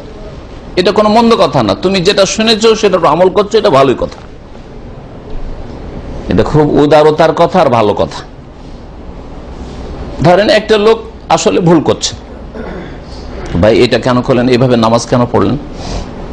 কেন বলছে, ভাই আমি একটা জানি যে এরকম হাদিস নাকি আছে, আর সুতরাং ওই হাদিসটা মোতাবেক আমল করছি। তাহলে আপনি তারপরে ওকে আর তিরস্কার করবেন না। আপনি জানেন না এই হাদিসের কি অবস্থা, এই সেই না, বলেন ঠিক আছে, আপনি যতটা শুনেছেন আপনার জ্ঞান মোতাবেক আপনি আমল করেছেন, কিন্তু আমার কাছে অতিরিক্ত কিছু জ্ঞান আছে, ওই হাদিসটাও শুনে রাখেন। আসলে ওই যে হাদিসটার কথা বলছেন সেটা জয়ীফ বা দুর্বল, বা আসলে ওইটা দেশি হাদিস, আসলে হাদিস নয়, মানে মানুষের মুখে মুখে হাদিস, সহি হাদিস হচ্ছে এইরকম। তাহলে লোকটা আপনার ভালো কথা কবুল করবে, ঠিক না? বুঝলেন না উদাহরণটা? কিন্তু ওকে যদি প্রথমখানে মাথা একটা বাড়ি দেন, কি জানো তুমি, নাও আমি জানি বেশি তোমার চাইতে, কিছুই কবুল করবে না আমার কাছ থেকে। তো সাইদ বিন জুবাইর রাহমাতুল্লাহ আলাইহি মানুষকে দাওয়াত দেওয়ার, মানুষকে ভালো কথা শিখাবার একটা হিকমত, যে ঠিক আছে তুমি এটা হাদিস শুনেছো যে ঝাড় ফুঁক কোন ক্ষেত্রে করা যায়, বদনজর লাগলে আর বিষের ক্ষেত্রে, তাহলে কাদ আহসানা মান ইনতাহা ইলা মা সামিআ, যে যতটা শুনেছে আর ওখানে ক্ষান্ত অতটা আমল করে, তো ভালোই করেছে সে, অন্ধ কাজ তুমি করনি। তবে শোনো, তবে এর চাইতে ভালো তোমাকে বলছি, এটা যদি করো তারও ভালো। ওয়ালাকিন হাদাসানা ইবনে আব্বাস আনিন নবী সাল্লাল্লাহু আলাইহি ওয়াসাল্লাম, তবে আমাদেরকে আব্দুল্লাহ বিন আব্বাস রাদিয়াল্লাহু তাআলা আনহুমা নবী করিম সাল্লাল্লাহু আলাইহি ওয়াসাল্লাম থেকে হাদিস শুনিয়েছেন, আন্নাহু কাল, তিনি বলছেন, মানে রাসূলুল্লাহ বলছেন, ওরিজাত আলাইয়াল উমাম, আমার সামনে অনেক উম্মতকে পেশ করা হলো। হ্যাঁ, বিভিন্ন উম্মতকে আমার সামনে পেশ করা হলো। নবী সাল্লাল্লাহু আলাইহি ওয়াসাল্লামের সামনে পেশ করা হয়েছিল উম্মতের নেকি, একটা হাদিসে রয়েছে ওরিজাত আলাই উজুর উম্মতি, এখানে আছে আমার সামনে উম্মতদেরকে পেশ করা হলো লাইন ধরে, আদম আলাইহিস সালামের যুগের লোক, এগুলো হচ্ছে নূহ আলাইহিস সালামের যুগের লোক, এগুলো হচ্ছে ওই আপনার ইব্রাহিম আলাইহিস সালামের যুগের লোক, এটা মুসা আলাইহিস সালামের যুগের লোক, এগুলো হচ্ছে ঈসা আলাইহিস সালামের অনুসারী, এইভাবে উম্মত পেশ করা হলো, বিভিন্ন উম্মতকে। ফারাআইতুন নবী, আমি কোন কোন নবীকে দেখলাম, মাহুর রাহাতু, যে তার সাথে একটা ক্ষুদ্র দল আছে। রাহাত মানে ছোট দল, সাধারণত রাহাত বলা হয় 3 থেকে 10, এইরকম ক্ষুদ্র দল। ওয়ান নবী ওয়া মাহুর রাজুল ওয়া রাজুলান, আর কোন কোন নবীকে দেখলাম যে তার সাথে তার উম্মত 1 জন অথবা 2 জন, মাত্র 2 জন ইসলাম কবুল করেছে, ঈমান নিয়ে এসেছে। এমনও নবী চলে গেছেন, 1 জন শুধু মেনেছে। ওয়ান নবী ওয়া লাইসা মাহু আহাদ, আর এমন নবী দেখলাম আমার সামনে দিয়ে চলে গেলেন যিনি নবী, তার সাথে কেউ নেই, 1 জনও ঈমান নিয়ে আসেনি। আর এরকমটা হয়েছে ভারত উপমহাদেশে, এমন নয় যে 5000 বছরের ইতিহাস চলে যাচ্ছে, আর্যদের ইতিহাস পার হয়ে চলে যাচ্ছে, আর মূর্তি পূজা চলে যাচ্ছে হিন্দু ধর্মের, হ্যাঁ, আর কোন নবী রসুল আল্লাহ পাঠালেন না, অজ্ঞ করে দেন, এটা হইতেই পারে না। আল্লাহ বলছেন যে কোন উম্মতি সতর্ককারী অবশ্যই এসছে। ওমা কুন্না মুআযযিবিনা হাত্তা নাবআসা রাসূলা, কোন জাতিকে আমি আযাব দেব না জাহান্নামের যতক্ষণ পর্যন্ত রাসূল না পাঠাবো। সতর্ক যতক্ষণ না করেছে আল্লাহ শাস্তি দেবেন না। কিসের ভিত্তিতে আল্লাহ শাস্তি দেবেন? তো বান্দা বলবে যে আল্লাহ আমি তো জানি না ইসলাম, ঈমান, তাওহীদ, আখিরাত, জান্নাত জাহান্নামের নামই শুনিনি, ঠিক না? কিন্তু যখন একজন রসুল পাঠিয়ে দেওয়া হয়েছে আর এলাকার লোকেরা ধৈর্য ওকে জবাই করে দিল, অপরাধী কিনা জাতি? যারা মারছিল অনেকে তামাশা দেখলো, আরে যারা মারছিল ওদেরকে, তোমাদের মধ্যে যদি হকের ইয়ে ছিল, চাহিদা ছিল, ঠিক আছে, যারা জুলম অত্যাচার করছিল সেগুলোকে প্রতিহত করতে, ওর সাথ দিতে, নবীর সাথ দিতে, তোমরা তামাশা দেখেছে যে বাতাস যেদিকে সেদিকে আমরা যদি দেখি যে হ্যাঁ এই লোক যে কথাগুলি বলছে কথা তো ভালোই লাগছে, তবে যদি এর সমর্থন দেখি তো আমরা হয়ে যাব, আর নইলে হব না। যেমন মুহাম্মদ রাসূলুল্লাহ সাল্লাল্লাহু আলাইহি ওয়াসাল্লামের সাথে অধিকাংশ লোকেরা এরকম করেছে। মক্কা বিজয়ের আগে 1টা 2টা 5টা 10টা করে মুসলিম হচ্ছে, ইসলাম কবুল করছে। কিন্তু মক্কা বিজয় যেদিন হয়ে গেল, ইয়াদখুলুনা ফি দীনিল্লাহি আফওয়াজা, এরা তামাশা দেখছিল যে দেখি কোন দিকে যায় আবহাওয়াটা। আবহাওয়া আবু জাহল আবু লাহাবের এইদিকে দল ভারী হচ্ছে নাকি মুহাম্মদের দল ভারী হচ্ছে। যদি কুরাইশরা জিতে যায় তো এদের সাথে আছি তো আছি, যেটা আছে বাপদাদা ধর্মের ওপর থাকি। আর যদি দেখি যে না ব্যাপার স্যাপার খারাপ, মুহাম্মদ সাল্লাল্লাহু আলাইহি ওয়াসাল্লাম জিতে গেলেন, মক্কা বিজয় হয়েই গেল, তাহলে চলো দলে ইসলাম কবুল করি। প্রথম দিকে বহু লোক এরকম ছিল যারা এইভাবে ইসলাম কবুল করেছিল, কিন্তু ধীরে ধীরে যখন ইসলাম নবী সাল্লাল্লাহু আলাইহি ওয়াসাল্লামের কাছ থেকে শিখলেন, সাহাবায়ে কেরামের কাছ থেকে তরবিয়ত পেলেন, তখন তারা খাঁটি মুসলমান হয়ে গেছে। এই জন্য যারা মক্কা বিজয়ের পরে ইসলাম গ্রহণ করেছে আর যারা আগে, তাদের মাঝে অনেক পার্থক্য ফজিলতের দিক থেকে। লা ইয়াস্তাবি মিনকুম মান আনফাকা মিন ক্বাবলিল ফাতহি ওয়া কাতালা, হ্যাঁ, উলাইকা আযামু দারাজাতাম মিনাল্লাযিনা আনফাকু মিন বাদ ওয়া কাতালু ওয়া কুল্লাম ওয়াদাল্লাহুল হুসনা। সূরা হাদীদে আল্লাহ পাক বলেছেন, তোমাদের মধ্যে মিন কাবলিল ফাত, মক্কা বিজয়ের পূর্বে 8ম হিজরির আগে যারা ইসলাম কবুল করেছে আর আল্লাহ রাস্তায় ব্যয় করেছে, জিহাদ করেছে, আর যারা পরে সমান হতে পারে না, তবে কুল্লান ওয়াদাল্লাহুল হুসনা, তবে আল্লাহ পাক সবার সাথে জান্নাতের ওয়াদা করেছেন। আগে ইসলাম কবুল করার পরেই করো, যদি ঠিক ইসলামের উপর আসলে অটল থাকো আর মুনাফিকি দূর করে দাও, আর কপটতা অন্তরে নাই, অন্তর থেকে বিশ্বাস করে নিয়েছো, যদিও দেখা দেখি প্রথম ইসলামটা কবুল করেছিল, পরে ঠিক হয়ে গেছে, তাহলে আল্লাহ হুসনা মানে জান্নাতের ওয়াদা করেছেন। এই জন্য এখন আম্বিয়া রাসূলগণের আদর্শটা আপনার আমার উপরে ফিট করেন। আমরা দাওয়াতের কাজ শুরু করলাম, আর দেখা গেল যে মাশাআল্লাহ প্রথমখানে আপনাদের কোম্পানি থেকে 10 জন এসে আমাদের সাথে সহযোগিতা করলো। প্রথম দিক থেকে মনে করলো যে না, কোরআন হাদিসের কথা ঠিক আছে, আর একদল গালি দিল, অনেক কিছু করলো, বিরোধিতা করলো, শত্রুতা করলো, কত কি নাম দিল, তারপর 5 বছর 7 বছর 10 বছর পরে হ্যাঁ কথা তো ঠিকই লাগছে, যাক বাদ দি, যায় সাথেই যায়। দুই দল সমান হতে পারে না, দুই দল কখনো সমান হতে পারে না। যদিও কুল্লাম ওয়াদাল্লাহুল হুসনা, আল্লাহ পাক সবার সাথে যদি অন্তরে সততা ইখলাস থাকে তো আল্লাহ পাক জান্নাতে ওয়াদা করেছেন।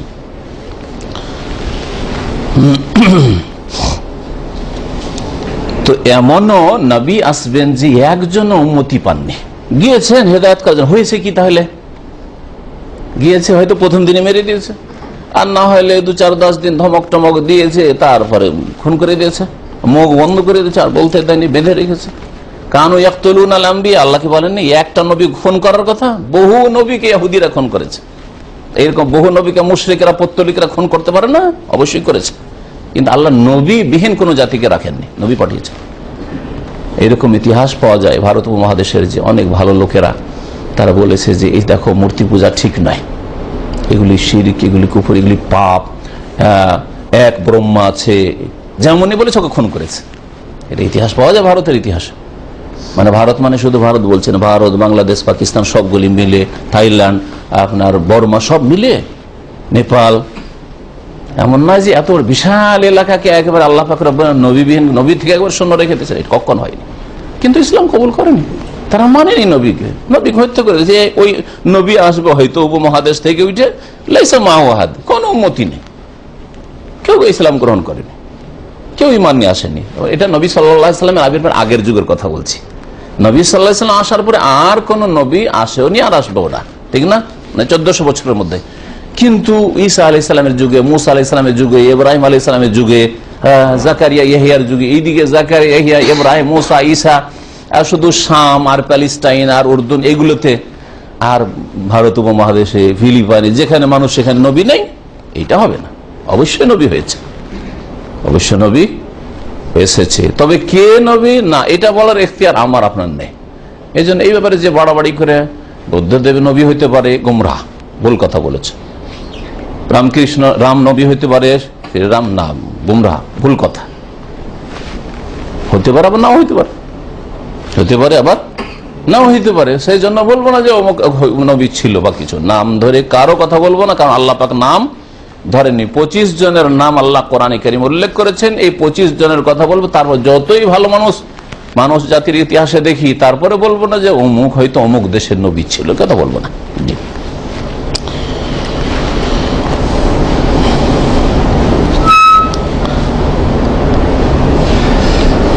তারপরে নবী করিম সাল্লাল্লাহু আলাইহি ওয়াসাল্লাম বলছেন, ইদ রফি আলী সাওয়াদুন আজিম, হঠাৎ করে আমার সামনে একটা বড় দল আসলো। সাওয়াদুন মানে জামাতুন, আর আজিম মানে বড়, বড় একটা দল আমার সামনে পেশ হইলো, সামনে দিয়ে আসলো। ফাজানান্ত, তখন এদেরকে দেখে আমি চিন্তা করলাম, আন্নাহু উম্মতি, এরাই আমার উম্মত হবে, কারণ আমার উম্মতের লোক তো অনেক হবে। আল্লাহ পাক আমাকে আগে ভবিষ্যৎবাণী করেছেন, তোমার উম্মত সবচেয়ে বড় উম্মত হবে। বেশি লোক দেখে তিনি এই কথা ভাবলেন। তাহলে এইরকম ভাবা অনেক সময় ভুল হতে পারে, আসলে ভুল ছিল ভাবাটা, কিন্তু ভাবা নাজাইজ নয়। ভালো এই জন্য ধারণা করা, সুধারণা করা নিষিদ্ধ নয়, কুধারণা নিষিদ্ধ। ইন্না বাদাদ জান্নে ইসমুন, আল্লাহ বলেছেন সবগুলি ধারণা গুনাহ নয়, কিছু কিছু ধারণা আছে, কল্পনা জল্পনা আছে, সেটা কি গুনাহ। আল্লাহ কিছু বলেছেন বাদ, তাহলে বোঝা যাচ্ছে কিছু কিছু ধারণা আছে যেগুলি নেকির কাজ। যেমন আপনি ক্যাম্প থেকে বাড়ি আসছেন, আর ক্যাম্প বস যদি এইরকম ধারণা করে যে ছেলেটা তো ভালোই, তো হয়তো কিছু ইসলাম শিখার দিন শিখার জন্যই যাচ্ছে, ইসলামী সেন্টারে যাচ্ছে, এটাও তো একটা ধারণা হইল। আর একটা ধারণা যে এই ধান্দাবাজ, এ যাচ্ছে বাইরে কোথাও পার্ট টাইম করবে বা ধান্দাবাজি করবে, অথবা কোথাও যাচ্ছে কোনো বাজে কাজের জন্য যাচ্ছে, সে আপনার বসই হোক অথবা কোনো ব্যক্তি হোক, আপনার রুমমেট, আপনি রুম থেকে বাইরে যাচ্ছেন আর রাতে একটু বেশি রাতে যাচ্ছেন। খারাপ প্রকৃতির মানুষ ভালো মানুষ সম্পর্কেও খারাপ ধারণাই করে, এত রাতভর কোথায় কাটিয়ে আসে, নিশ্চয়ই কোনো আজে বাজে কাজ করে, আড্ডা দেয়, অথচ আপনি ইসলামী সেন্টারে হয়তো দিন শিখছেন, ঠিক না? তাহলে খারাপ ধারণা করলে গুনাহ, আর যদি ভালো ধারণা রাখে যে ছেলেটা যখন বাইরে যাচ্ছে তো নিশ্চয়ই কোনো ভালো কাজেই যাচ্ছে। রাতের অন্ধকারে, রাত 12টা 1টার সময় আপনি দেখছেন যে বেচারা একটা মহিলা বাড়ির বাইরে দাঁড়িয়ে আছে, রাস্তায় দাঁড়িয়ে আছে। আবার রাস্তায় অনেক সময় মহিলারা এরকম গভীর রাতে দাঁড়িয়ে থাকে না? এখন আপনার ব্রেনে এই কথা আসতে পারে যে খারাপ চরিত্রের মহিলা দাঁড়িয়ে আছে, কোনো সাথী সঙ্গীর জন্য দাঁড়িয়ে আছে। হারাম এইরকম কুধারণা করা। কিন্তু সুধারণা যে হতে পারে অসুস্থ, পেরেশান আছে, বা কোনো এমার্জেন্সি আছে, কাউকে দেখতে যাচ্ছে, নিজে অসুস্থ হতে পারে, এই জন্য ট্যাক্সির জন্য দাঁড়িয়ে আছে, হসপিটাল যেতে হতে পারে, অথবা হতে পারে না কিছু, এরকম যে কোনো সমস্যা হতে পারে, যে কোনো সমস্যা হতে পারে। তো এই কথা কখনো ভাববেন না যে রাত 2টা-3টার সময় একটা মহিলা, রাত 2টা-3টার সময় একটা লোক দাঁড়িয়ে আছে, আর দেখতে একটু খারাপ খারাপ লাগছে, চোর ডাকাত বা চরিত্রহীন, না, কখনো ভাববেন না। এটা ইন্না বাদাদ জান্নে ইসম, এটা গুনার কাজ। তাই ভালো যদি ধারণা করেন তো ভালো। দেখেন নবী করিম সাল্লাল্লাহু আলাইহি ওয়াসাল্লাম ভালো ধারণা করলেন, এগুলো হচ্ছে ইস্তিমবাত, একে বলা হয় মাসলা গ্রহণ করা। নবী সাল্লাল্লাহু আলাইহি ওয়াসাল্লাম ধারণা করলেন যে এরা হয়তো আমার উম্মত হবে। আল্লাহ বললেন না যে তুমি এরকম কেন ধারণা করলে। ফাকিল আলী, কিন্তু বলা হলো যে না, হাজা মুসা ওয়া কওম, এই যে মুসা সামনে আলাইহিস সালাম আসছেন আর তার সম্প্রদায়, জিবরাইল আলাইহিস সালাম মারফত আল্লাহ পাক জানিয়ে দিলেন। ফানাজারতু ফাইজা সাওয়াদুন আজিম, আবার দেখলাম যে আরেক বড় দল। ফাকিল আলী, তখন আমাকে বলা হলো হাজিহি উম্মাতুকা, এই হচ্ছে আপনার উম্মত। ওয়া মাহুম 70,000, আর ওদের সাথে 70,000 আছে, মানে ওদের মধ্যে, আপনার উম্মতের মধ্যে 70,000 এমন লোক আছে, ইয়াদখুলুনাল জান্নাতা, যারা জান্নাতে প্রবেশ করবে, বেগাইরে হিসাবিন ওয়ালা আযাম, বিনা হিসাবে, বিনা শাস্তিতে। ওদের কোনো হিসাবও হবে না, আর কোনো আযাব শাস্তিও হবে না। কবরের আযাব, জাহান্নামের আযাব, হাসরের মাঠে আযাব না, এরকম কোনো আযাবও হবে না। আর হাসরের মাঠে গিয়ে এটার হিসাব দাও, এটার হিসাব দাও, এটার হিসাব দাও, এই কেন করেছো, এই কেন, তোমার যৌবনের হিসাব দাও, তোমার বয়সের হিসাব দাও, আল্লাহ পাক হিসাব নেবেন না। বান্দা আসতে ওর আমল নামা আসতে, ডান হাতে আমল নামা আসবে বিনা হিসাবে জান্নাত। সুবহানাল্লাহ, আল্লাহুম্মা জাআলনা মিনহুম। আল্লাহ যেন আমাদেরকে সেই দলে শামিল করেন। বিনা হিসাবে বিনা আযাবে জান্নাতে প্রবেশ করবে। সুম্মা নাহাযা, তারপরে এই কথা বলে দিয়ে নবী করিম সাল্লাল্লাহু আলাইহি ওয়াসাল্লাম দাঁড়িয়ে গেলেন, উঠে গেলেন। ফাদাখালা মানজিলাহু, আর নিজ বাড়িতে প্রবেশ করলেন, বাসায় ঢুকে গেলেন। ফাখাযান নাসু ফি উলাইকা, মসজিদে নববীতে কথাবার্তা চলছিল, আর নবী সাল্লাল্লাহু আলাইহি ওয়াসাল্লাম নিজের কক্ষে উম্মাহাতুল মুমিনিনের হুজরাগুলি, আপনার ওই যে মহিলা সেকশনের দিকটা রয়েছে ওই দিকটাই লম্বা হয়ে 9 বিবির কক্ষ ছিল। আর মা আয়েশা রাদিয়াল্লাহু তাআলা হুজরাতে নবী সাল্লাল্লাহু আলাইহি ওয়াসাল্লামের কবর, এখন বর্তমান যে কবর, ওইটা মা আয়েশা রাদিয়াল্লাহু তাআলা হুজরা, ওইটা কখনো মসজিদের অংশ ছিল না। মসজিদে কবর দেওয়া হয়নি, আর ওইটা কবর দেওয়ার পরে মসজিদ তৈরি করা হয়নি। সুতরাং বিদআতপন্থীদের এইরকম বিভ্রান্ত করার চেষ্টা করা যে মদিনাতে তো নবীর কবর মসজিদের মধ্যে আছে, এটা ডাহা স্পষ্ট ঝুঠা কথা, মিথ্যা কথা। কি বুঝলেন? যখন কবর হয় তার আগে ওটা কি ছিল? মা আয়েশা রাদিয়াল্লাহু তাআলা আনহার বসবাসের ঘর ছিল, হুজরা মানে ঘর, কক্ষ, রুম ছিল। ওই রুমে নবী সাল্লাল্লাহু আলাইহি ওয়াসাল্লাম এই ছোট বিবিকে নিয়ে থাকতেন। যখন ইন্তেকাল হয়ে গেল, নবীদের পবিত্র দেহকে স্থানান্তরিত করা নিষেধ, সেই জন্য যেখানে ইন্তেকাল হয় সেখানেই দাফন করতে হয় সমস্ত নবীর ক্ষেত্রে। আল্লাহ পাকের এটা হুকুম। নবী সাল্লাল্লাহু আলাইহি ওয়াসাল্লামকে দাফন করা হলো কোথায় তাহলে? মসজিদে না ঘরে? ঘরে দাফন করা হলো। তারপর থেকে 1400 বছরের মধ্যে একদিনের জন্য ওই ঘরে নামাজ হয়নি। তো এটা ঘর না মসজিদ বলেন থেকে? ঘর, ওটা মসজিদ নয়। মসজিদ বেড়ে গেছে ওইদিকে ওইদিকে, আর খোলাও রাখা হয়নি, যেটা মসজিদের অংশ ঘেরে ঘেরা আছে। তখন ছিল কাঁচা খড়ের টাটি দিয়ে ঘেরা ছিল, এরকম পাকা করে ঘেরা আছে, সেটা ঘর, সবসময় ঘর। সুতরাং এইভাবে ধোকা দেবে কবর মাজার পন্থীরা, অথবা যারা মসজিদে কবর রেখে, অনেকে কবর মাজার পূজা করে না, কিন্তু মসজিদে বারান্দায় কবর, আর ওই মসজিদে নামাজ পড়ে ইমামত করে, বিদাতি। ওরাকে যদি বলেন যে আপনাদের এই মসজিদে কবর, এখানে তো নামাজ হবে না, বলছে তাহলে মদিনায় কি করে নামাজ পড়ছো? ওর উত্তরটা আমার এই আলোচনা যদি শুনে রাখেন, জেনে রাখেন, তাহলে উত্তর দিতে পারবেন। যারে বাবা, ওইটা কখনো মসজিদের মধ্যে নয়, ওইটা হচ্ছে মা আয়েশা রাদিয়াল্লাহু তাআলা ঘর, ওইটা গোরফা, হুজরায়ে আয়েশা ওইটা। আর তোমরা তো মসজিদের বারান্দায়, কালকে নামাজ হয়েছিল, আজকে কবর দিয়ে দিল। ওইখানে আগে কবর ছিল, আর ওর উপর মসজিদ তৈরি করে নিলে, দুটোই হারাম, দুটোই হারাম।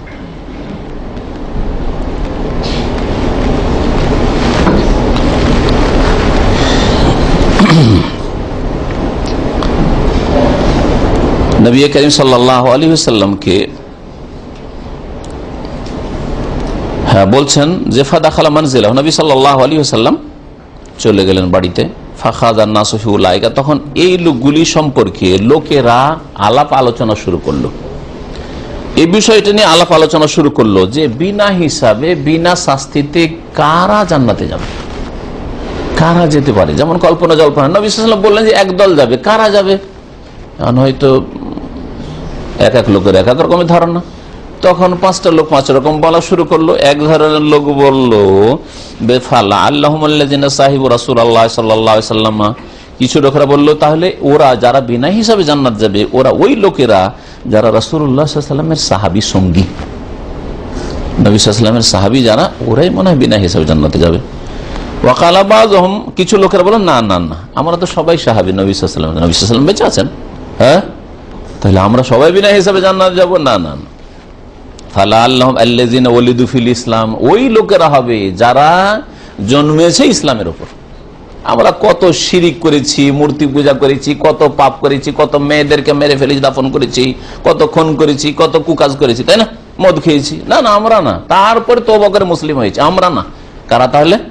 যারা জন্মসূত্রে মুসলিম আর ইসলামকে টিকিয়ে রেখেছে।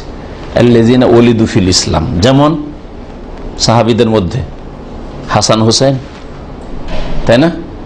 আরে আলী রাদিয়াল্লাহু তাআলা আনহু, তিনিও যুবক হওয়ার পরে ইসলাম গ্রহণ করেছেন, তাই না? প্রায় যৌবনের কাছে চলে এসেছিলেন, কিন্তু হাসান হুসেনের যখনই জন্ম হয়, মা ও মুসলিম ফাতেমা, বাবা মুসলিম আলী, ঠিক কিনা? তাহলে এরা হলো জন্মসূত্রে মুসলিম, আবার সাহাবী।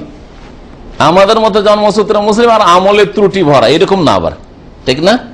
তাহলে এই ক্যাটাগরির লোকেরা হইতে পারে। হাসান আছে, হুসাইন আছে, এই ধরনের যারা, যেমন আব্দুল্লাহ বিন জুবাইর, হ্যাঁ, জুবাইর বিন আওয়াম যে আসাম ওসার তার ছেলে, এরা যেদিনে জন্মেছে দেখছে মা, তার মা আবু বকর সিদ্দিকের মেয়ে আসমা, মা মুসলিম, বাপ মুসলিম। এরা হবে তাহলে আল্লাযীনা ওয়ালিদু ফিল ইসলাম ফালাম ইউশরিকু বিল্লাহি শাইআ, কোনদিন আল্লাহর সাথে কোনো কিছুকে শরীক করেনি। এরা শিরকে লিপ্ত হয়নি কোনদিন। যাকারু আশিয়া, আর অন্য লোকের আর কিছু বলতে লাগলো, আর কিছু বলতে লাগলো। ফাখারাজ আলাইহিম রাসূলুল্লাহ সাল্লাল্লাহু আলাইহি ওয়াসাল্লাম, তখন রাসূলুল্লাহ সাল্লাল্লাহু আলাইহি ওয়াসাল্লাম ওদের সামনে আবার বেরিয়ে আসলেন।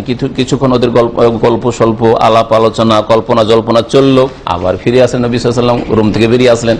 পাশেই তো বেরিয়ে এসে দেখছেন যে এরা এইগুলি কল্পনা জল্পনা করছে। তখন নবী সাল্লাল্লাহু আলাইহি ওয়াসাল্লাম বললেন যে তোমাদের এসব কল্পনা জল্পনাকে শেষ করি এখন।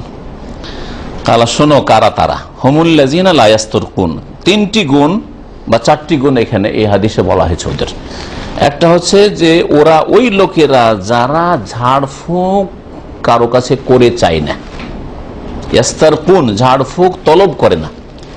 ইয়ারকুন মানে ঝাড়ফুঁক করে না, ঝাড়ফুঁক করে না এই কথা বলা হয়নি। ঝাড়ফুঁক কারোর কাছ থেকে ভিক্ষা করে না, চাই না যে শেখ একটু আমাকে ফুঁক দিয়ে দেন তো, এটা করে না। হ্যাঁ ইমাম সাহেব একটু আমার ছেলেটাকে একটু দম করে দেন তো, হ্যাঁ হুজুর আমি খুব পেরেশান আছি, আমাকে একটু ফুঁক দিয়ে দেন তো, আমাকে একটু তেল পানি পড়ে দেন তো, আমার পানিটাতে ফুঁক দিয়ে দেন তো। ইয়াস্তারকুন, তলব করে না। কারণ তলব করা, যে ব্যক্তি তলব করে এই ধরনের জিনিস, তার মধ্যে তার তাওহীদের পূর্ণতায় একটু ঘাটতি আছে। মানুষের শরণাপন্ন হইল, ফুল আল্লাহ পাক রব্বুল আলামিনের যে আমি মুখাপেক্ষী মুহতাজ, ওটাতে সামান্যতম ঘাটতি থাকলো। যদি এতটুকু জায়েজ আছে, অন্যের সাহায্য নেওয়া এইরকম ধরনের জায়েজ আছে। যেমন আমার 2 হাতে 2টো ব্যাগ আছে, উদাহরণ দিতে তাহলে বুঝবেন। এই 2টো ব্যাগ এখান থেকে নিয়ে, আমার কিতাবটা নিয়ে, চশমাটা নিয়ে, পানি নিলাম, গাড়িতে গিয়ে বসলাম, পারবো না। তারপরে আমার সামনে অনেক ভাইরা এসে বলছে যে দেন কিতাবটা আমাকে দেন, বা দেন, বা আমি দিয়ে দিলাম যে ভাই এটা নেন, এটা নেন, ল্যাপটপটা নেন, দিয়ে দিলাম। না দেওয়াটা দেওয়ার চেয়ে ভালো।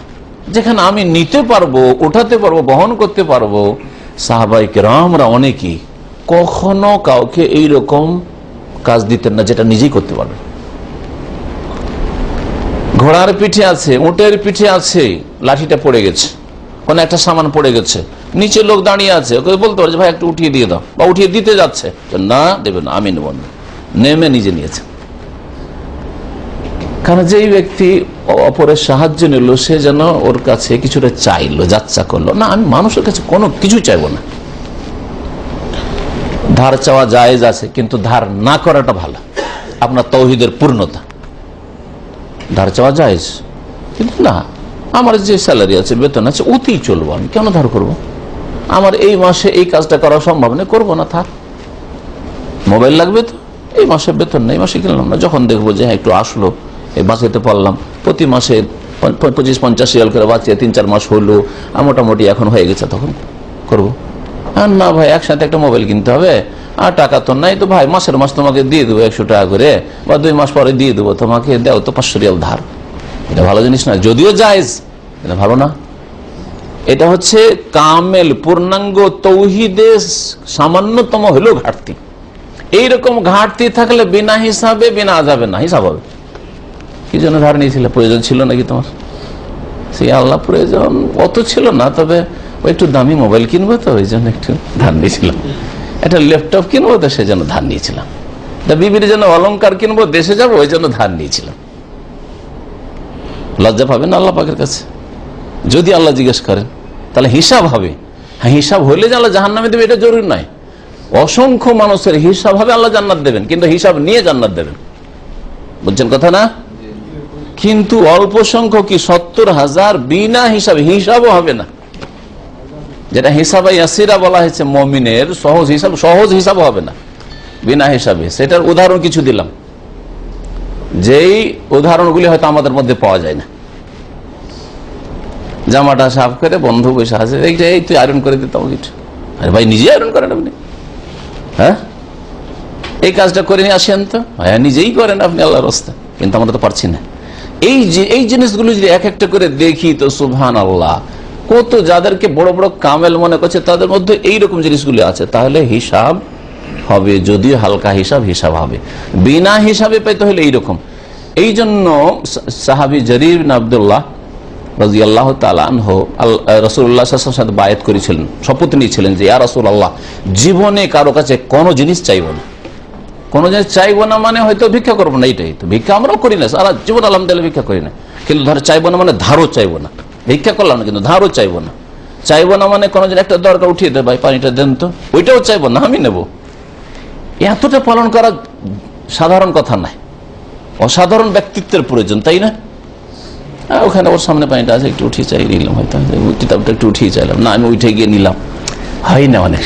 এটা অধিকাংশ লোকের দ্বারা এটা হয় না।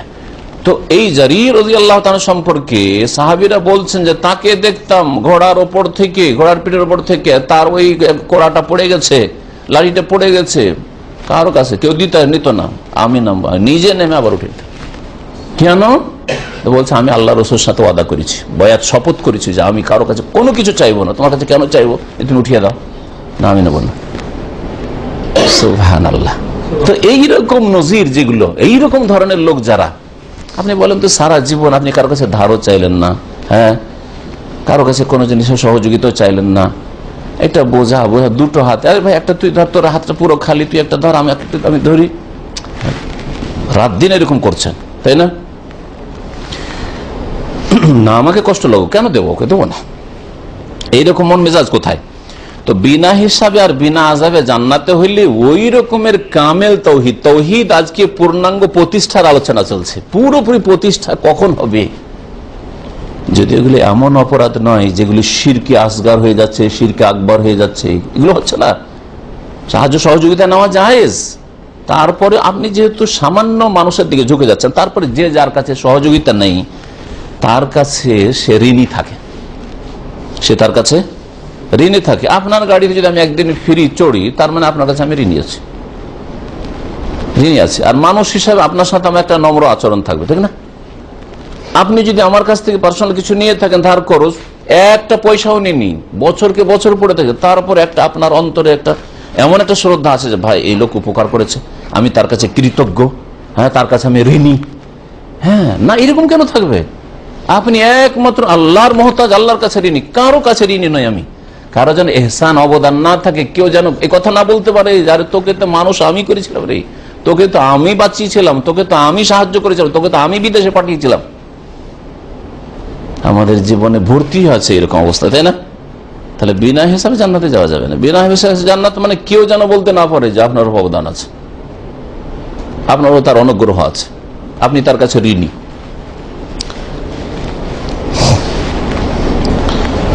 নবী করিম সাল্লাল্লাহু আলাইহি ওয়াসাল্লাম বললেন যে ওরা ওই লোকেরা যারা লায়াস্তারকুন, ঝাড়ফুঁক করে চাই না। তাহলে নিজে ঝাড়ফুঁক করলে এটা আবার এর পরিপন্থী নয়। নিজেকে নিজে ফুঁক দেন, অথবা নিজের ছেলেকে আপনি নিজে ফুঁক দেন, নিজের বিবিকে নিজে ফুঁক দেন, হ্যাঁ, কিন্তু ঝাড়ফুঁক করে চাইবেন না। নবী সাল্লাল্লাহু আলাইহি ওয়াসাল্লাম নিজের শরীরে নিজেই দোয়া পড়ে বা সূরা পড়ে ফুঁক দিতেন, নিজে ফুঁক দিতে হবে। প্রতিদিন শোয়ার সময় সূরা ইখলাস, ফালাক, নাস 3 বার পড়ে, হ্যাঁ, ফুঁক দিতেন নবী সাল্লাল্লাহু আলাইহি ওয়াসাল্লাম গোটা শরীর, হাত পেতে, শোয়ার আগে কিন্তু, নামাজের পরে না। আর এটাকে নিয়ে গিয়ে আরেক জায়গায় বিদাতে লাগিয়ে দিয়েছে আমাদের দেশে এক শ্রেণীর মানুষ, কি করে মসজিদে বসে নামাজ পড়ার পরে এই কাজ করে, এটা বিদাত। আর ওটা শোয়ার সময় যদি করেন, বিছানায় আসে, তাহলে এটা সুন্নাত। আপনি নিজে করলেন, কিন্তু ওই সময় যদি বলেন যে আপনার বিবিকে বলছে এই তুমি একটু ভালো লাগে না, আমি লম্বা হয়ে শুয়ে আছি, তুমি তোমার হাতে ফুঁক দিয়ে আমার গায়ে একটু ফিরিয়ে দাও, না চাইলেন আপনি, না চাইবেন না। লায়াস্তার কোন চাই না কারো কাছে ঝাড়ফুঁক, নিজেকে দম করেন না, আল্লাহর প্রতি ইয়াকিন রেখে যে আমি কোরআন হাদিস আমল করার চেষ্টা করছি, আমি সুন্নাত মেনে চলার চেষ্টা করছি, রাসূলের তরিকায় চলার চেষ্টা করছি, আমি আমাকে ফুঁক দেবো, অসুখ বিসুখ লাগছে আমি নিজেকে ফুঁক দেবো, এটা সবচাইতে ভালো। যদিও জায়েজ আছে, ফুঁক দিয়ে নেওয়া জায়েজ আছে, এটা ভাববেন না যে না জায়েজ, এটা না জায়েজ নয়, কিন্তু একটা হচ্ছে একবার হাই কোয়ালিটির মুমিন, বিনা হিসাবে জান্নাত জানেওয়ালা, বিনা আযাবে, বিনা জিজ্ঞাসাবাদে জান্নাত জানেওয়ালা, তাহলে ঝাড়ফুঁক তলব করবে না। ওয়ালা ইয়াক্তাউন, আর শরীরে দাগ দেবে না, নিজের শরীরে দাগ দিয়ে চিকিৎসা করবে না। প্রাচীন যুগের একটা চিকিৎসা ছিল, আজকেও খুব ফলপ্রসূ, সেটা হচ্ছে লোহা গরম করে বিভিন্ন অসুখে শরীরে দাগ দিত, তাতে হয়তো কি ওতে অনেকগুলি অসুখ ভালো হয়ে যেত। আল কাই যেটাকে বলা হয়। নবী করিম সাল্লাল্লাহু আলাইহি সাল্লাম এর অনুমতি দিয়েছেন কিন্তু অপছন্দ করেছেন। তাহলে এখানে বলা হলো যে যারা বিনা হিসাবে জান্নাত যাবে, বিনা আযাবে জান্নাত যাবে, তারা শরীরকে দাগে না। চিকিৎসা করার জন্য লোহা পুড়িয়ে নিজের শরীরকে কষ্ট দিয়ে দাগ দেবে যে আমি ভালো হওয়ার জন্য, শুধু না, এই কাজ করবেন। এটা যেহেতু অপছন্দনীয় কাজ, এটা নিজেও করবেন না, অন্যরও করবেন না, কারো কাছে তলবও করবেন না, নিজেও করবেন না। এটা তাহলে এখানে চিন্তা দিয়ে বলা হয়নি, একটাও দাগবেন না, এটাই হচ্ছে উত্তম। তবে দাগানো জায়েজ রয়েছে। দেখেছেন অনেকে রাখে, সুডানিরা শরীরে দাগ টাগ করে, আর বিশেষ করে চেহারা করলে নিষিদ্ধ, কারণ চেহারাকে বিকৃত করা হারাম। চেহারা দাগ থাকে অনেক সুডানিদের, কালোদের, তো এটা জায়েজ নয়। ওয়ালা ইয়াতাতাইয়ারুন, আর ওরা কি করবে না, কুলক্ষণ অলক্ষী মনে করবে না কোনো কিছুকে, যে এটা কুলক্ষণ, এটা হচ্ছে অলক্ষী। ফাল মানে ভালো মনে করা জায়েজ রয়েছে। সকালে সকালে মাশাআল্লাহ মসজিদে গিয়েছেন, আর মসজিদে গিয়ে ভালো একটা নেক পরেশগার লোকের সাথে দেখা সাক্ষাৎ হয়ে গেল, সালাম দুই হয়ে গেল। আরে কোনোদিন জীবনে ভাবিনি যে এখানে দেখা হবে, কিন্তু উনিও কিভাবে কার মেহমানে এসছেন, দেখা হয়ে গেছে, ভালো কথা। এইটা আমার ভাগ্যটা ভালো, আলহামদুলিল্লাহ। সকালে আজকে কোনো খারাপ মানুষের সাথে দেখা না হয়, ভালো মানুষের সাথে দেখা হয়েছে, বুঝতে পেরেছেন না? কিন্তু সকালবেলা নেমেছেন, আর নেমে দেখছেন পাশের এক বেদিন বেনামাজি মদখোর ফজরের নামাজ পড়তে গিয়ে দেখছেন মদ খেয়ে মাতলামি করছে, বা মদ খায়নি কিন্তু মদখোর লোকের সাথে দেখা। তখন আপনার শয়তান তখন আপনাকে পালপিটেশন করাতে শুরু করলো যে তোর আজ দিনটাই মনে হয় খারাপ হবে, কেন ভোরে উঠেই মদখোরের সাথে দেখা, কথা বলছেন না? হ্যাঁ, এটা জায়েজ নাই। কুলক্ষণ কোনো কিছুকে মনে করা, কোনো ব্যক্তিকে বস্তুকে কুলক্ষণ বা অলক্ষী মনে করা জায়েজ নাই। যেমন পেঁচার ডাককে আমাদের দেশের মানুষরা মনে করে যে কোন যে বালা মুসিবত নিয়ে এসছে, কাকে নিতে এসছে, মানে কোন ছেলে মরবে না কোন মানুষ মরবে গ্রামের। পেঁচার ডাক রাতের অন্ধকারে শুনলে আর ভয়ঙ্কর লাগে, পেঁচার ডাকটা এমনি ভয়ঙ্কর লাগে।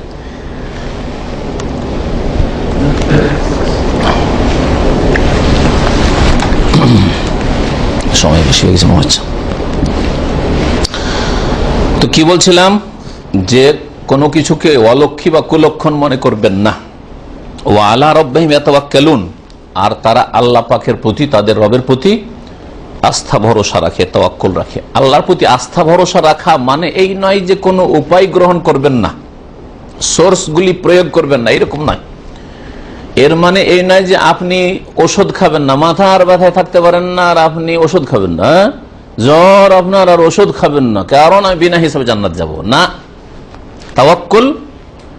তাওয়াক্কুল বলা হয়েছে দুনিয়ার যেসব উপায়গুলি আছে, বৈধ উপায়, সেগুলিকে গ্রহণ করে মনের অবস্থাটাকে আল্লাহর উপর পুরোপুরি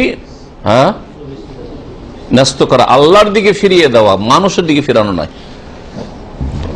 আপনিও ডাক্তার কাছে চিকিৎসা করছেন আর আরেক ভাইও ডাক্তার কাছে চিকিৎসা করছে, দুইজনই জায়েজ করছেন, কিন্তু আপনার চাইতে এই লোক ভালো। কেমন? ডাক্তার কাছে চিকিৎসা করছেন আর ভাবছেন যে ডাক্তার তো মাশাআল্লাহ স্পেশালিস্ট, আর ডাক্তার ভালো, আর খুব দামি দামি ওষুধ দিয়েছে, তাহলে দামি দামি ওষুধ দিয়েছে সুতরাং ওষুধ কাজ করবে, ভালো। ডাক্তার স্পেশালিস্ট, ডাক্তারের উপর অনেকটা ভরসা, আর আল্লাহর উপর ভরসা আছে মুমিন মুসলিম হিসাবে, ভাগযোগ হয়ে গেল কিন্তু, তাই না? আপনার তাওয়াক্কুলটা ভাগ হয়ে গেল, কিছুটা ওষুধের উপর ভরসা, কিছুটা হচ্ছে ডাক্তারের ভরসা, আর বাকিটা আল্লাহর উপর ভরসা, বাকি আল্লাহ ভরসা, তাই না?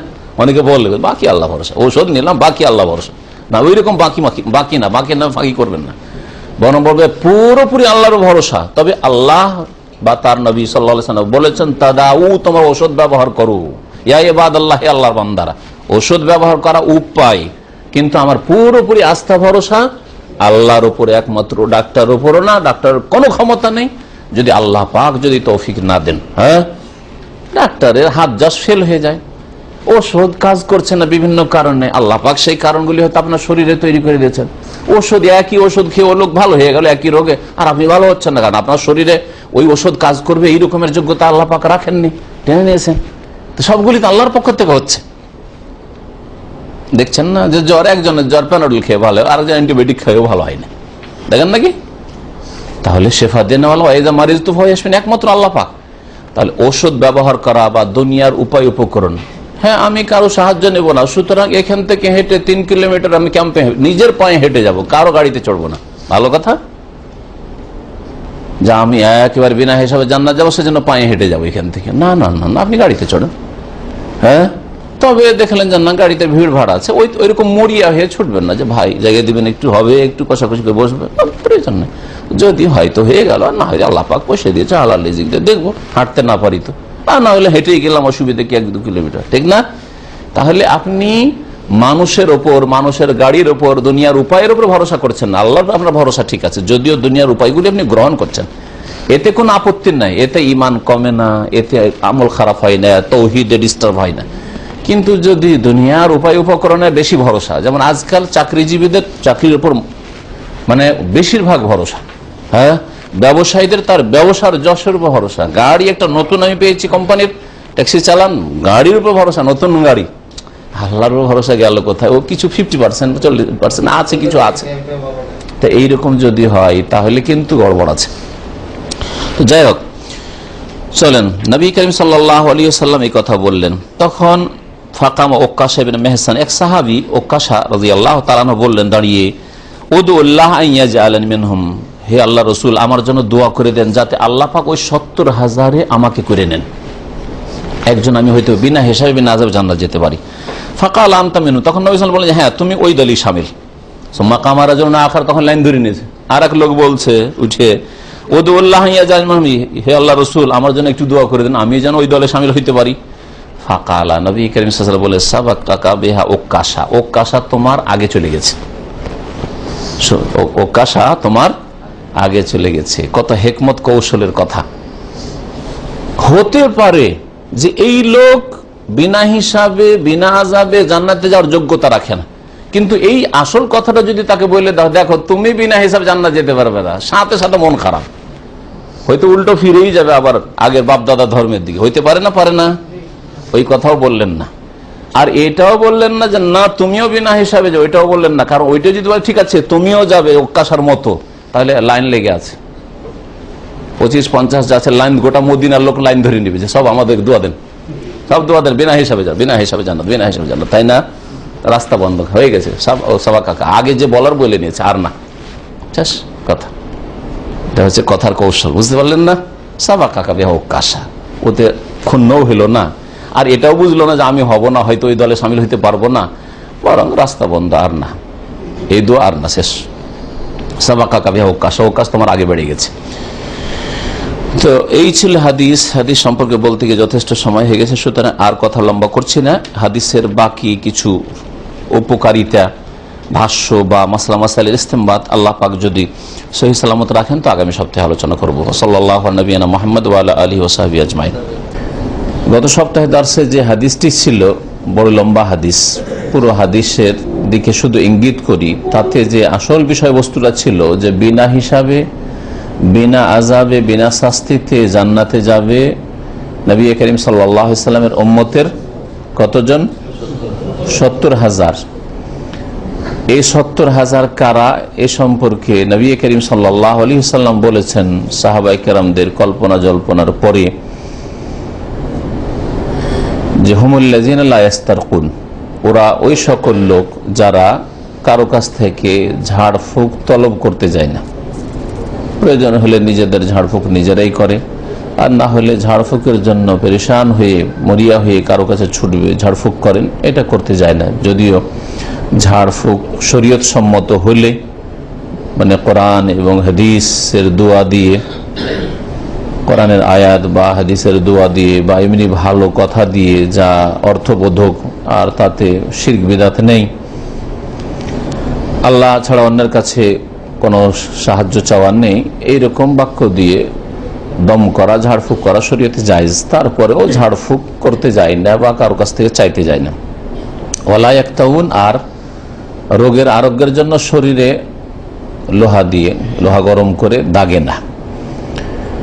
ওয়ালা ইয়াতাতাইয়ারুন, আর কোনো কিছুকে অলক্ষী বা কুলক্ষণও মনে করেন না, কোনো কিছুকে, কোনো অবস্থাকে, কোনো ব্যক্তিকে, বস্তুকে, কোনো বিষয়কে, কোনো সময়কে, কোনো কালকে কুলক্ষী মনে করেন না।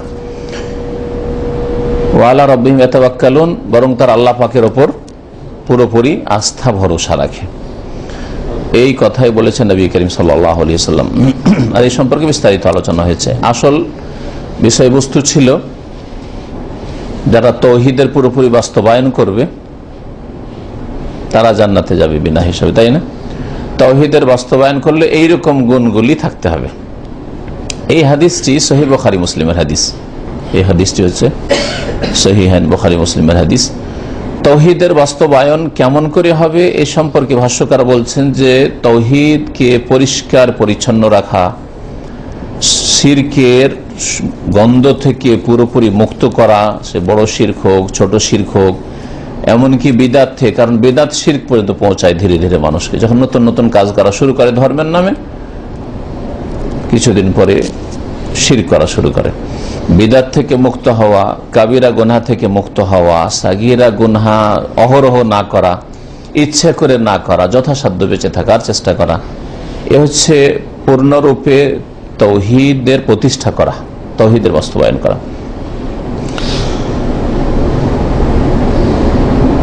তাওহীদ বিরোধী যত কিছু রয়েছে সবকিছু থেকে পুরোপুরি বেঁচে থাকা, ছোট গুনাহকেও হালকা না মনে করা।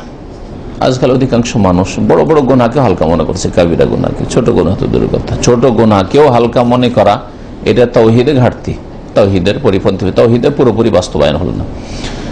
যে ব্যক্তি তাওহীদের বাস্তবায়ন করবে তার অন্তর ঈমান এবং তাওহীদ আর ইখলাসে ভরপুর থাকবে।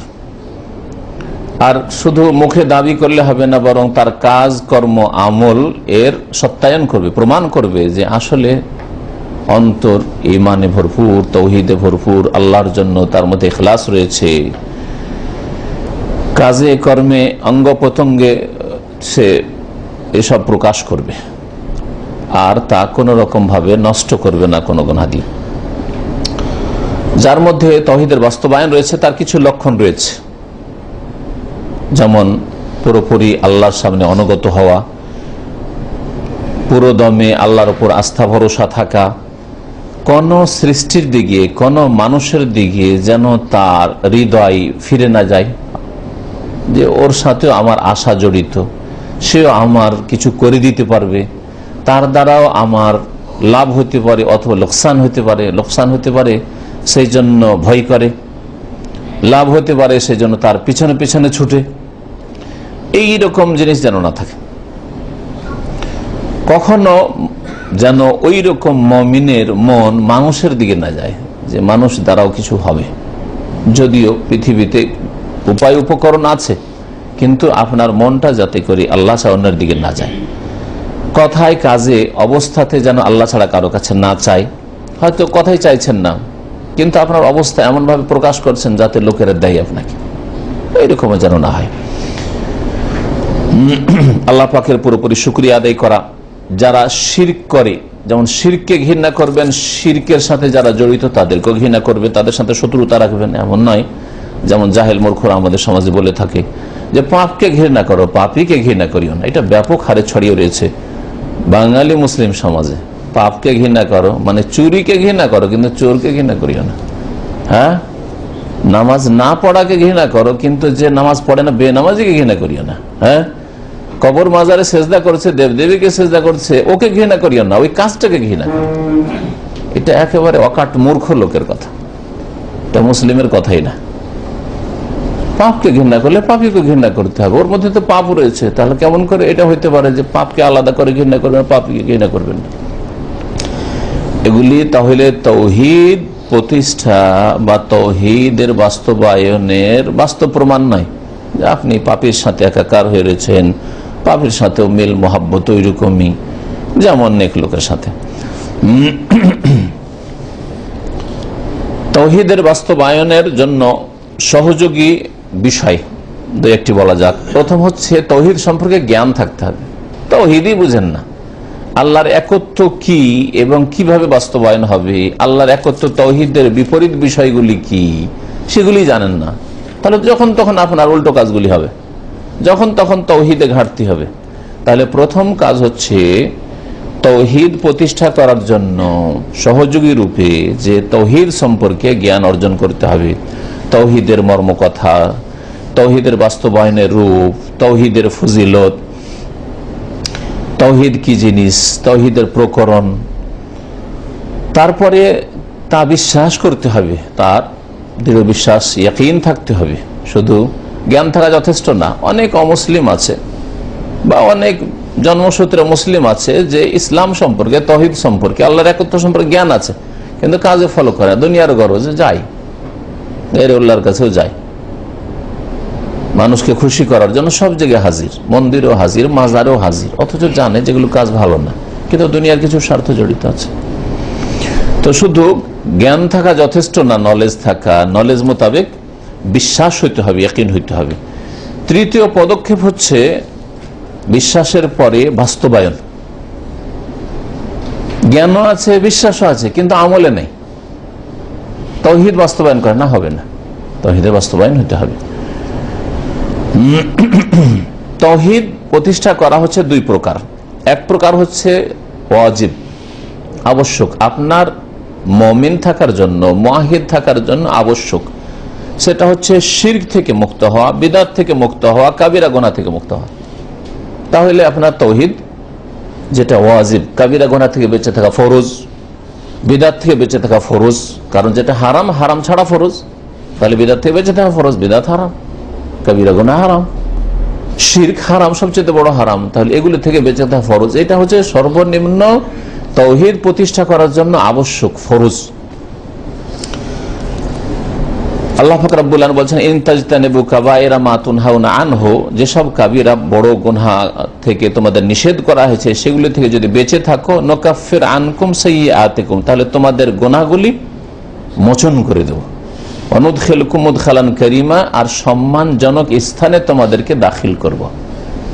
তাহলে বড় গুনাহ থেকে বেঁচে থাকতে হবে। বিদআত বড় গুনাহ, কাবিরা গুনাহ, বড় বড় গুনাহগুলি বড় গুনাহ, শিরক বড় গুনাহ, ছোট শিরক বড়, সবগুলি বড় গুনাহ। তাহলে এটা হচ্ছে তাওহীদ প্রতিষ্ঠা করার সর্বনিম্ন স্তর, যেগুলিতে বেঁচে থাকা ফরজ। আর একটা হচ্ছে তাওহীদ বাস্তবায়ন উচ্চ দরের, উচ্চ মাপের, মুস্তাহাব। সেটা হচ্ছে কোন মানুষের সাথে সামান্যতম, আল্লাহ ছাড়া অন্যের সাথে সামান্যতম যেন আপনার অন্তরে, হৃদয় সম্পর্ক না থাকে। দুনিয়ার যেগুলি সোর্স আছে, উপায় আছে, যেমন আপনার চাকরি, চাকরির উপর অধিকাংশ লোকের ভরসা, ব্যবসার উপর অধিকাংশ লোকের ভরসা, ঘর বাড়ি ভাড়া দেওয়া আছে, ভাড়াতে যদি লোক পাই এর উপরে ভরসা আছে, তাহলে রুজি আসবে, না হলে কি করে খাবো, পেরেশান হয়ে যাচ্ছেন মাঝে মাঝে। এইসব জিনিসের সাথে অন্তরের যেন সম্পর্ক না থাকে। অন্তরকে মুক্ত করেন। আল্লাহ রাজ্জাক, আমার কাজ হচ্ছে কর্ম করা, মেহনত করা, আমার কাজ হচ্ছে ব্যবস্থা করা, কিন্তু রিজিক দাতা আল্লাহ।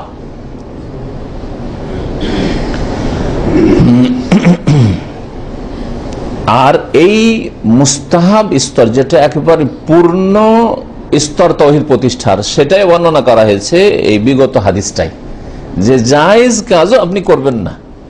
ঝাড়ফুঁক কারো কাছে করে চাওয়া জায়েজ,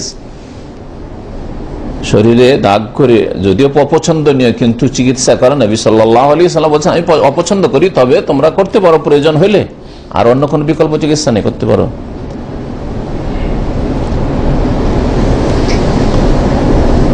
তারপরেও বলা হয়েছে যারা বিনা হিসাবে জান্নাতে যাবে তারা ঝাড়ফুঁক তলব করে না। তাহলে এটা হচ্ছে একেবারে পূর্ণ মাত্রার তাওহীদ প্রতিষ্ঠা করা, যেটা মুস্তাহাব। এইরকমই বহু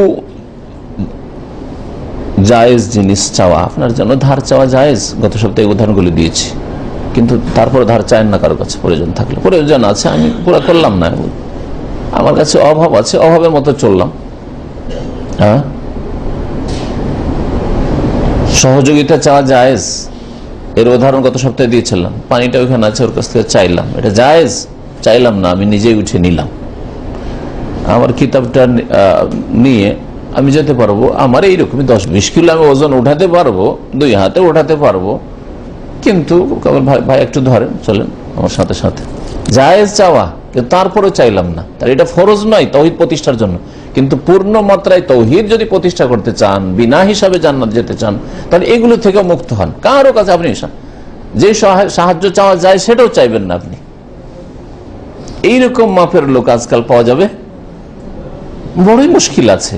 এই জন্য বিনা হিসাবে জান্নাতে যাওয়া বড়ই মুশকিল আছে। যখন পূর্ণ মাত্রায় তাওহীদ প্রতিষ্ঠাই করতে পারছেন না, তখন বিনা হিসাবে জান্নাতে যাওয়া মুশকিল আছে। তবে হিসাব যাদের হবে তারা দুই রকম, একরকম লোক হিসাব হবে হিসাব ইয়াসিরা, সহজ হিসাব। আল্লাহ পাক বলেছেন সহজ হিসাব হচ্ছে আল্লাহ পাক পেশ করবেন আর বলবেন যে বলো হিসাব দাও, এগুলো কি করেছো কি করেছো কি করেছো, পেশ করবে। তুমি এই কাজ করেছো, এই কাজ করেছো, এই কাজ করেছো। তোমার যৌবনে এতটা কাজ হওয়া উচিত। তোমার আজকাল কোম্পানি কি দিচ্ছে, টার্গেট দিচ্ছে, তোমার এক মাসে 1 লাখের টার্গেট, তুমি 50,000 করে নিচ্ছ, তাই না? তাহলে যৌবনে তোমার কতটা আমল, কতটা হওয়া উচিত ছিল, আল্লাহ এইভাবে পেশ করবেন। এটা হচ্ছে সহজ হিসাব। তারপর আল্লাহ জান্নাত দেবেন। আর আরেক শ্রেণীর লোক হবে যাদের এক একটি করে জিজ্ঞেস করা, পাই পাই করে হিসাব। মান নকিসা ফিল হিসাব হালাকা বা উযযিবা, হাদিস রয়েছে। যার এক একটি করে হিসাব নেওয়া হবে সে অবশ্যই ধ্বংস হবে, তাকে অবশ্যই আযাব শাস্তি দেওয়া হবে, জাহান্নামে যেতে হবে। আল্লাহ পাক রব্বুল আলামিন যেন আমাদের গুনাহ খাতা মাফ করে দেন এবং আল্লাহ পাক রব্বুল আলামিন আমাদের হিসাবকে যেন সহজ করেন। কাস্টমার কে বুঝিয়ে নিবে যে আমি নামাজ পড়বো, হয় রাস্তায়, যেমন আমাদের অনেক দিনই ভাইরা যারা গাড়ি চালান, আগে কাস্টমার উঠাইলে বলবে যে ঠিক আছে অমুক মসজিদে গিয়ে নামাজ পড়বো, কিন্তু যদি পড়েন তাহলে ওঠে না, না হলে না, উঠলো উঠলো, না হলে না উঠলো, একসাথে গিয়ে নামাজ পড়বো, এরকম আগে চুক্তি করে নিবে। আর নাহলে যদি হয় যে কোনো জায়গায় ওকে পৌঁছাতে মহিলা মানুষ আছে, তো ঠিক আছে, আর তুমি হয় গাড়িতে বসে থাকবে, আর না হলে তোমাকে একটু আগে আর 10 মিনিট আগে আমি ছেড়ে দিয়ে এসে নামাজ পড়বো। আর শুধু পয়সার জন্য ওইটা কথা বলতেও পারছে না, কারণ কাস্টমার ছুটে যেতে পারে, এইরকম ভয়, তাহলে ইমানের কমজোরি। এরকম না, কাস্টমার ছুটবে, ছুটুক, 10 মিনিট আগে উঠো, তোমাকে ছেড়ে দিয়ে নামাজ, আর না হলে নামাজের পরে নামাজ সালাম ফিরে তোমাকে উঠাবো, তোমার বাসার কাছে এসে মসজিদে নামাজ পড়ছি, ওখান থেকে উঠাবো। আজান চলা অবস্থায় নামাজ পড়া যেতে পারে, তবে কেউ যদি আগেই শুরু করে দিয়ে থাকে তো অসুবিধা নেই, আর না শুরু করে থাকে তাহলে আজানের উত্তরটা দিয়ে দিক, তাহলে ওই সুন্নতের আমল হয়ে গেল, তারপরে নফল বা সুন্নত পড়ুক। আজান শুরু হয়ে গেছে তখন আর নামাজ শুরু করবেন না, তাহলে আজানের জবাবগুলো দিয়ে দেন, দোয়াটা পড়ে নেন। আর আগে হয়তো শুরু করেছেন আর তারপরে এসে মুয়াজ্জিন আপনি টাইম খেয়াল করেননি, যেমনই তাকবীর বেঁধেছেন, নামাজ আজান শুরু করে দিল, নামাজ ছাড়বেন না। নামাজ একমাত্র ছাড়তে হয় ফরজ নামাজ শুরু হলে, একামত হলে, কিন্তু আজানের জন্য কোনো নামাজ ছাড়বেন না, সুন্নত নফল যাই হোক। আজান অবস্থায় কোরআন তেলাওয়াত জায়েজ আছে, কোনো অসুবিধা নেই, তবে কোরআন তেলাওয়াতে ইবাদত আর আজানের জবাব দেওয়া ইবাদত। এই সময়